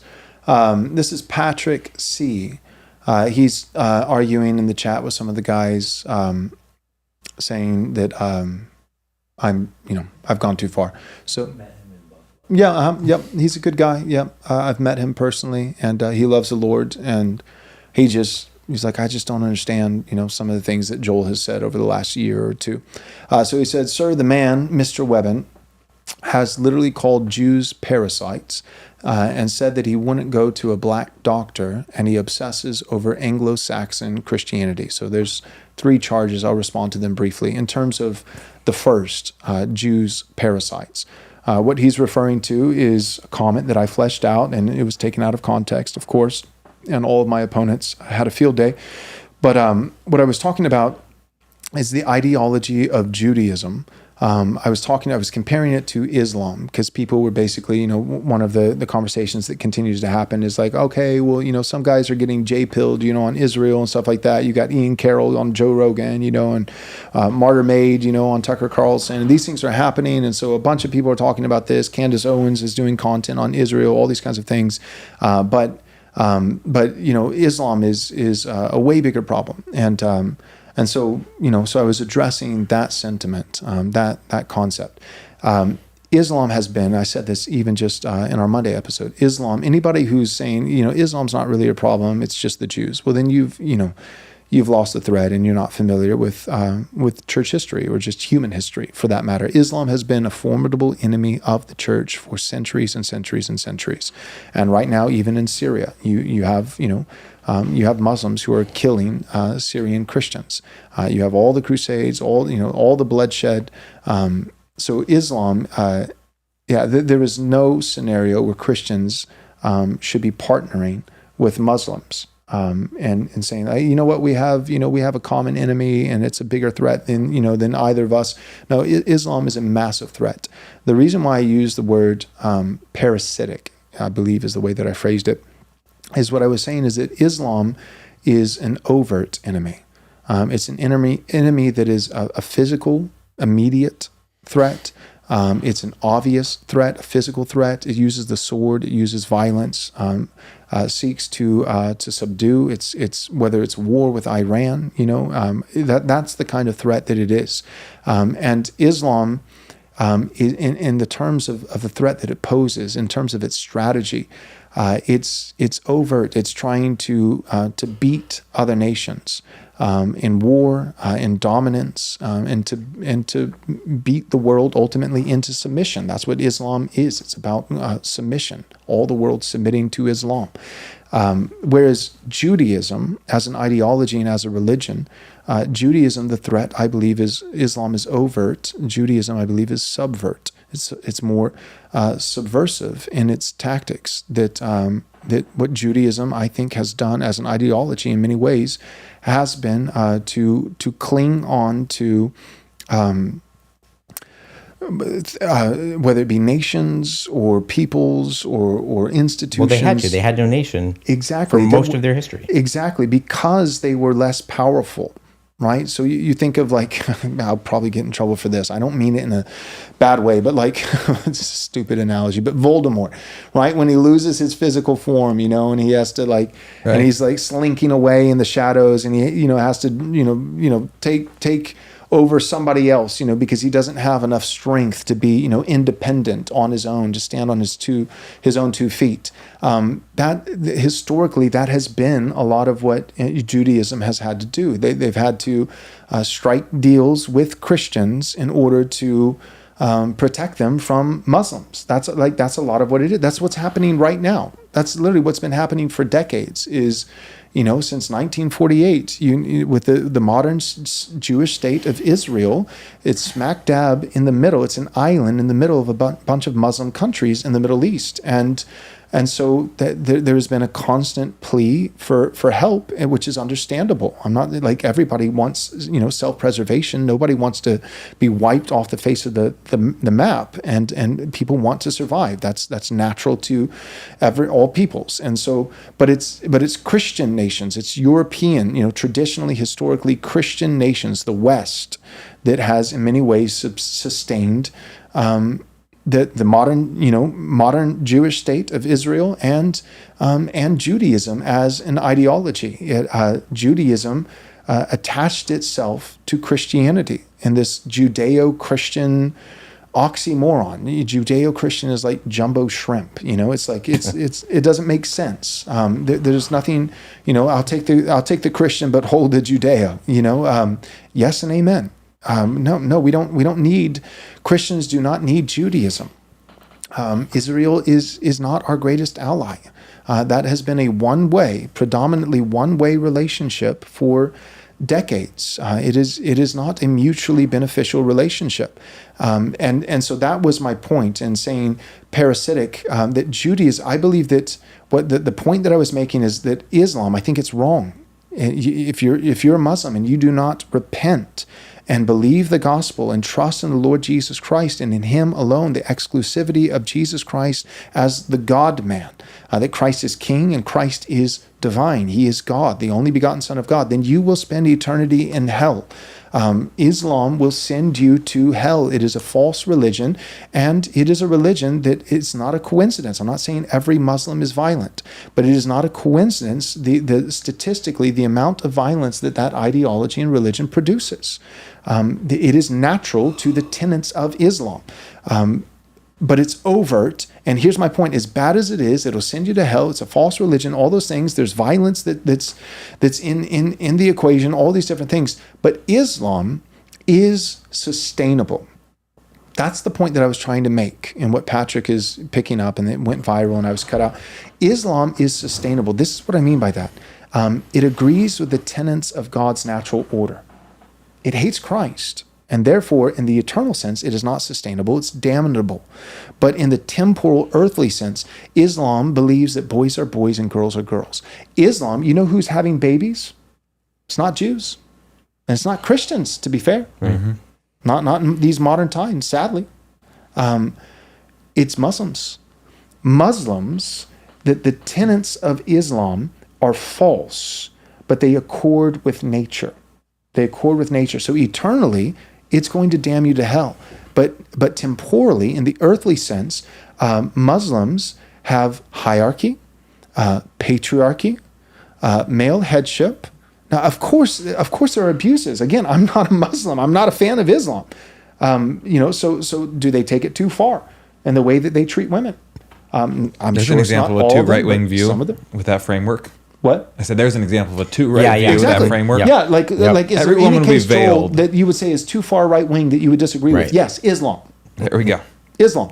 And to be fair, they're not even it. That's why left right is not helpful. Right. There's a way to frame right that isn't. Islam is not right wing at all, and there's a way to frame that it is. So if you frame that it is, that's how you could say it. Right. So there are abuses. You can be too patriarchal, where you're literally beating women. And I think that is reprehensible. I think that is immoral, that is wrong. But my point is, they are not boss babe feminists.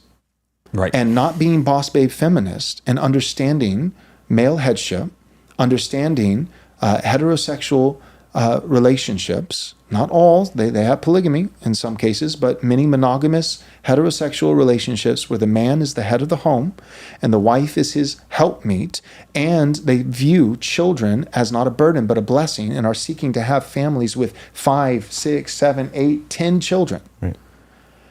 That ideology, that foundational framework and way of thinking is sustainable, meaning this was the whole point. I said there are hosts, and there's only a few of them.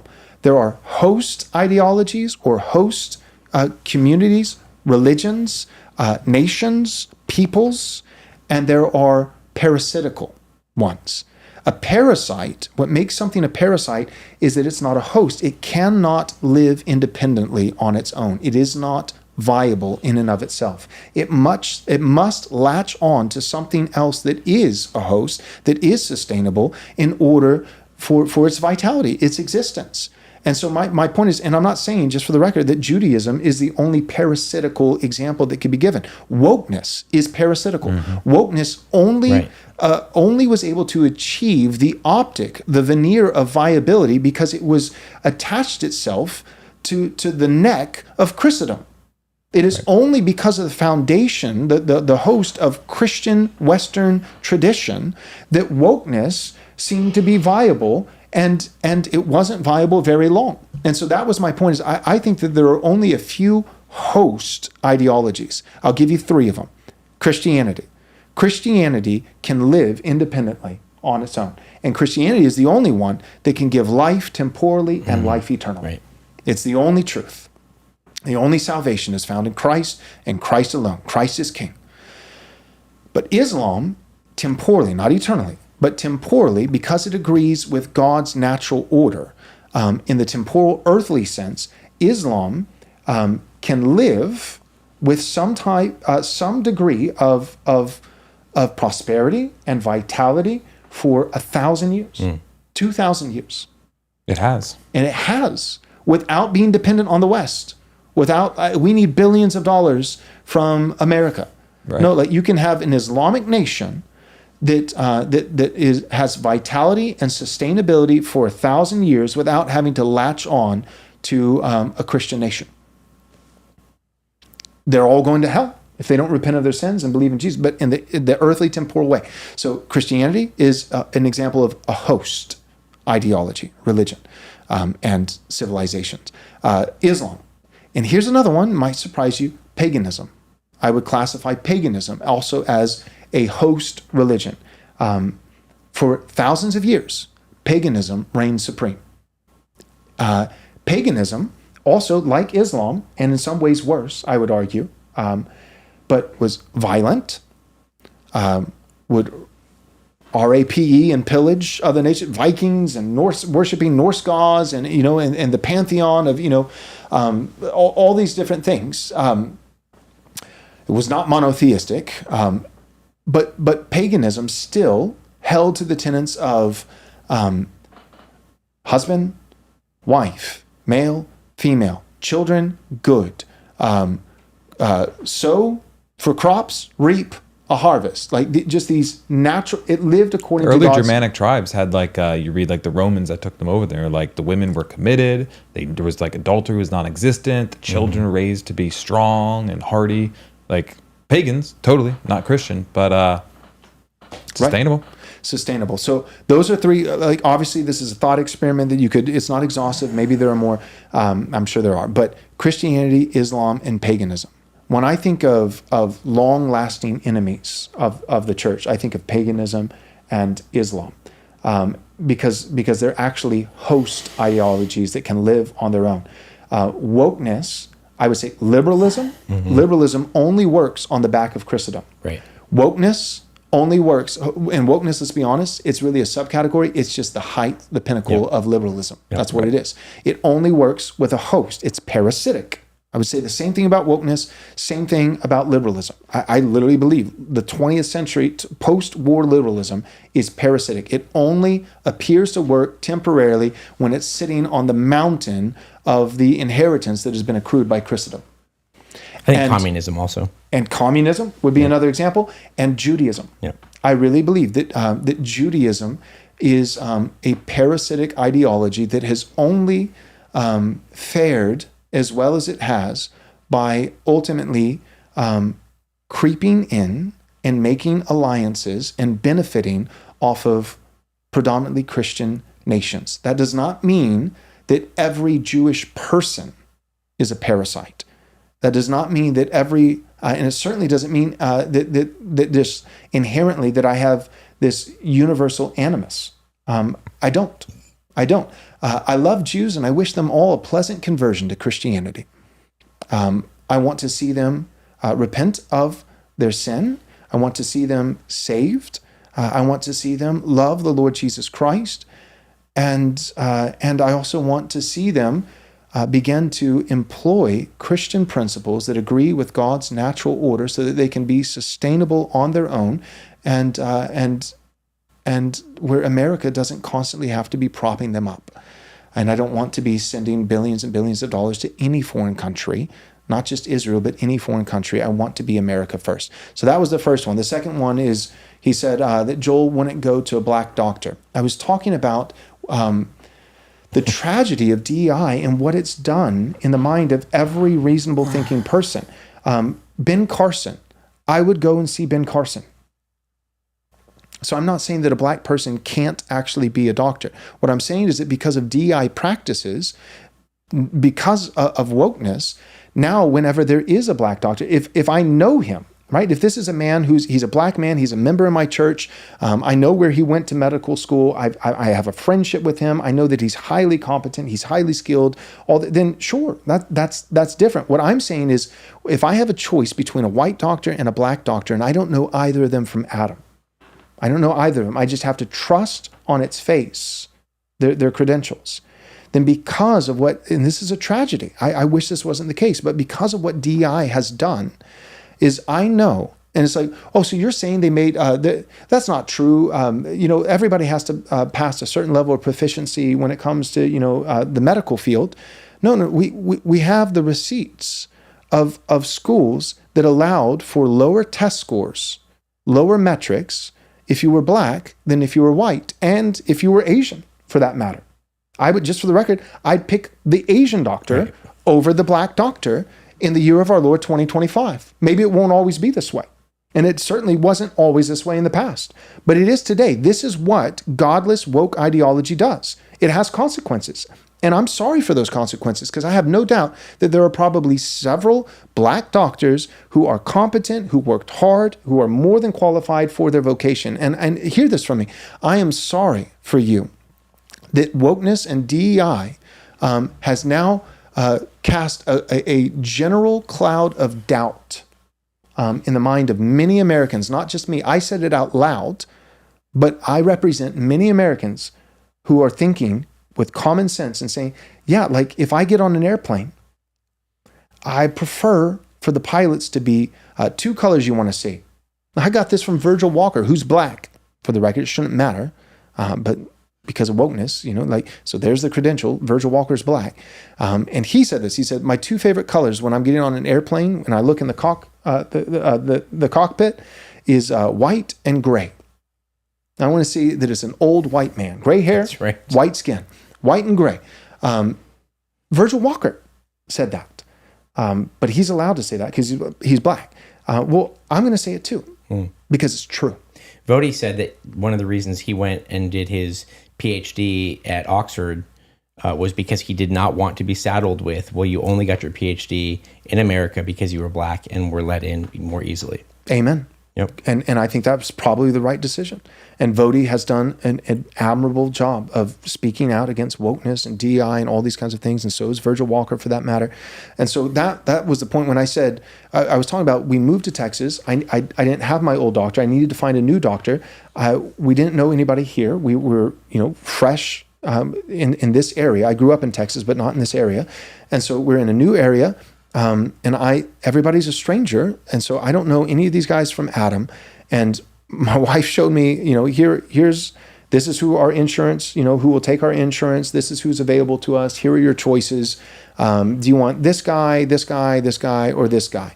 And I said, well, yeah, I think I'm going to go with this white guy because he could be terrible. I don't know.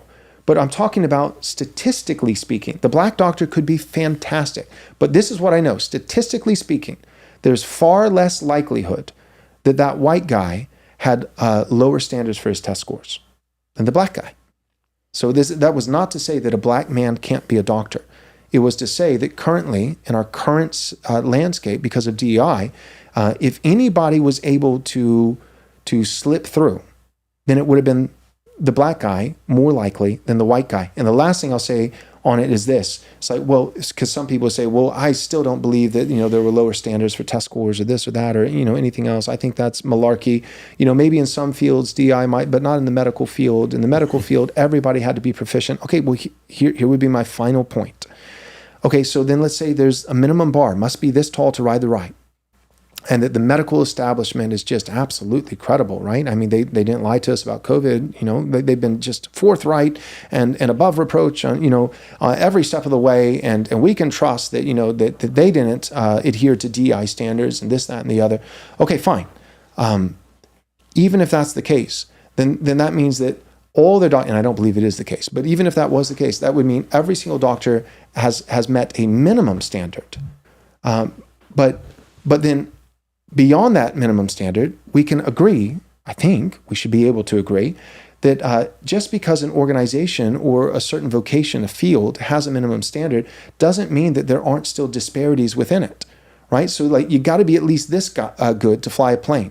Does that mean that all pilots are exactly equal in their ability to fly a plane, or are there some that are exceptional, some that are still better than others? And if you get to choose, and last time I checked, it's still America, I'm allowed to choose who my doctor is, if you get to choose, even if you have 3 choices and all 3 of them are proficient, are they all equally proficient? And if you have a choice, would you not choose the one who might be the very best? And then going back to my DI argument, so all right, let's say that DI did not infect the medical field so profusely that there are guys who are incompetent. Okay, but let's say they all met the minimum bottom standard, or they wouldn't be there because, the medical institution, they really held the line on wokeness. I'm not convinced that's the case, but if that was the case, could we still at least say that, okay, so everybody met the minimum standard, but can we still at least say that that everyone who met the minimum standard is still not equally proficient, equally qualified, that some are more qualified than others? And if anybody currently with our political and cultural landscape might have had a harder time than somebody else, it would have been the white guy. All this is documented. Read Jeremy Carl's book. What is it? The unprotected class. The unprotected class. He documents all this from every major institution, every field, every vocation, and he talks about how white people for years now have been disparaged. They've been discriminated against on the books for universities, for different institutions, for different companies, all these things. This is a proven fact. And so if I'm looking and I see, okay, well, everybody met the bottom line minimum standard, but I know that this guy, he had headwinds because of wokeness, just the general milieu of wokeness over the last 10, 15, 20 years.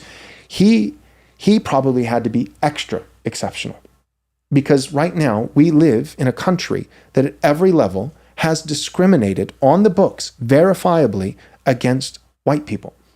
That was the argument. And then the last thing he said, and he obsesses over Anglo-Saxon Christianity. No.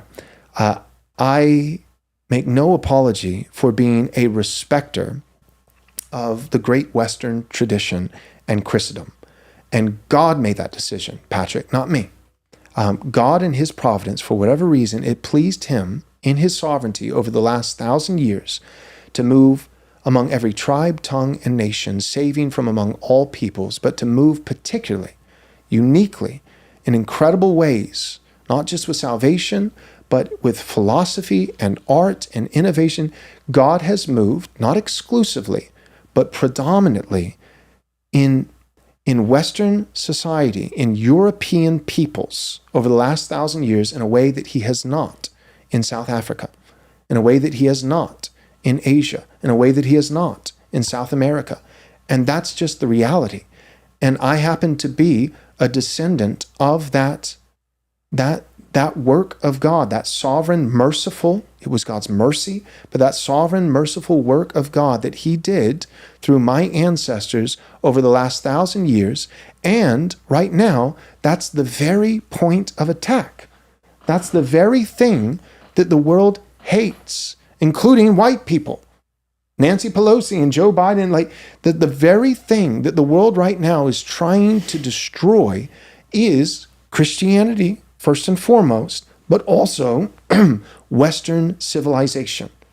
They hate Christians, yes, but if you think that the world wants to completely eradicate and replace Ethiopia, there are Christian nations, guys, in South America, Christian nations in North Africa, Christian nations in other parts of the world, but they are not the targets of the unbridled, putrid animosity and pure hatred that America is, that England is.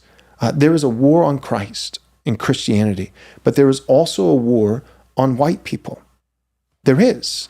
And these two circles, like a Venn diagram, I will be the first to tell you that there's plenty of overlap there. There's a lot of overlap. But I am convinced that there is not just one war on Christianity and by proxy, whiteness. I believe that I think it's important, whether you're white or not, because if you're a Christian brother, you should care what's happening to your other Christian brothers, whether they're the same race or not. And I think that it is paramount. It is vital for people to wake up and recognize that there are two wars, not one. two distinct wars. There is a war on Western, predominantly white nations to take them over, to flood them with third world foreigners or Muslim nations, to replace them at every single level, and for them to become quickly the minority in their own historic nation. There is a war on white people, and there is a war on Christianity. It's not one war, it's two. There's a lot of overlap, absolutely, but there are two wars. The country of Ethiopia is not hated. It is not hated in the way that America is hated, in the way that England is hated. And it's not just because of Christianity. If it was just Christianity, there are plenty of other Christian nations that are not predominantly white that would be hated just as much as England, but they're not. They're not. White people are uniquely hated. They're uniquely hated. And that, if there was any peoples on the earth, like we've talked about Christians in Syria, because they're our brothers in Christ, it needs to be talked about. If there's any peoples on earth that right now the world seems to be joined together to eradicate and replace, then as Christians, we should talk about that. And it just so happens that right now, Western Europeans, white people, are absolutely being replaced and are hated. And as a Christian minister, that seems like a relevant topic to discuss. Plus, my kids are white. So yeah, I have a personal interest in the war against white people not being successful because I have white children and I want them to have a future. So I don't know what to tell you, Patrick. Love you. I know that I met you in person. You seem like a great guy. I know you're a brother in Christ. But if you want to buy the propaganda and all the enemies and right-wing watch and people who clip me out of context, if you want to agree with leftists, then fine. You can do that. It's your prerogative. But I'm not the monster that you think I am. Okay. Any other thoughts for today? Nope. Okay, that's it. Thank you guys for tuning in, and we'll see you again next Friday. We're signing.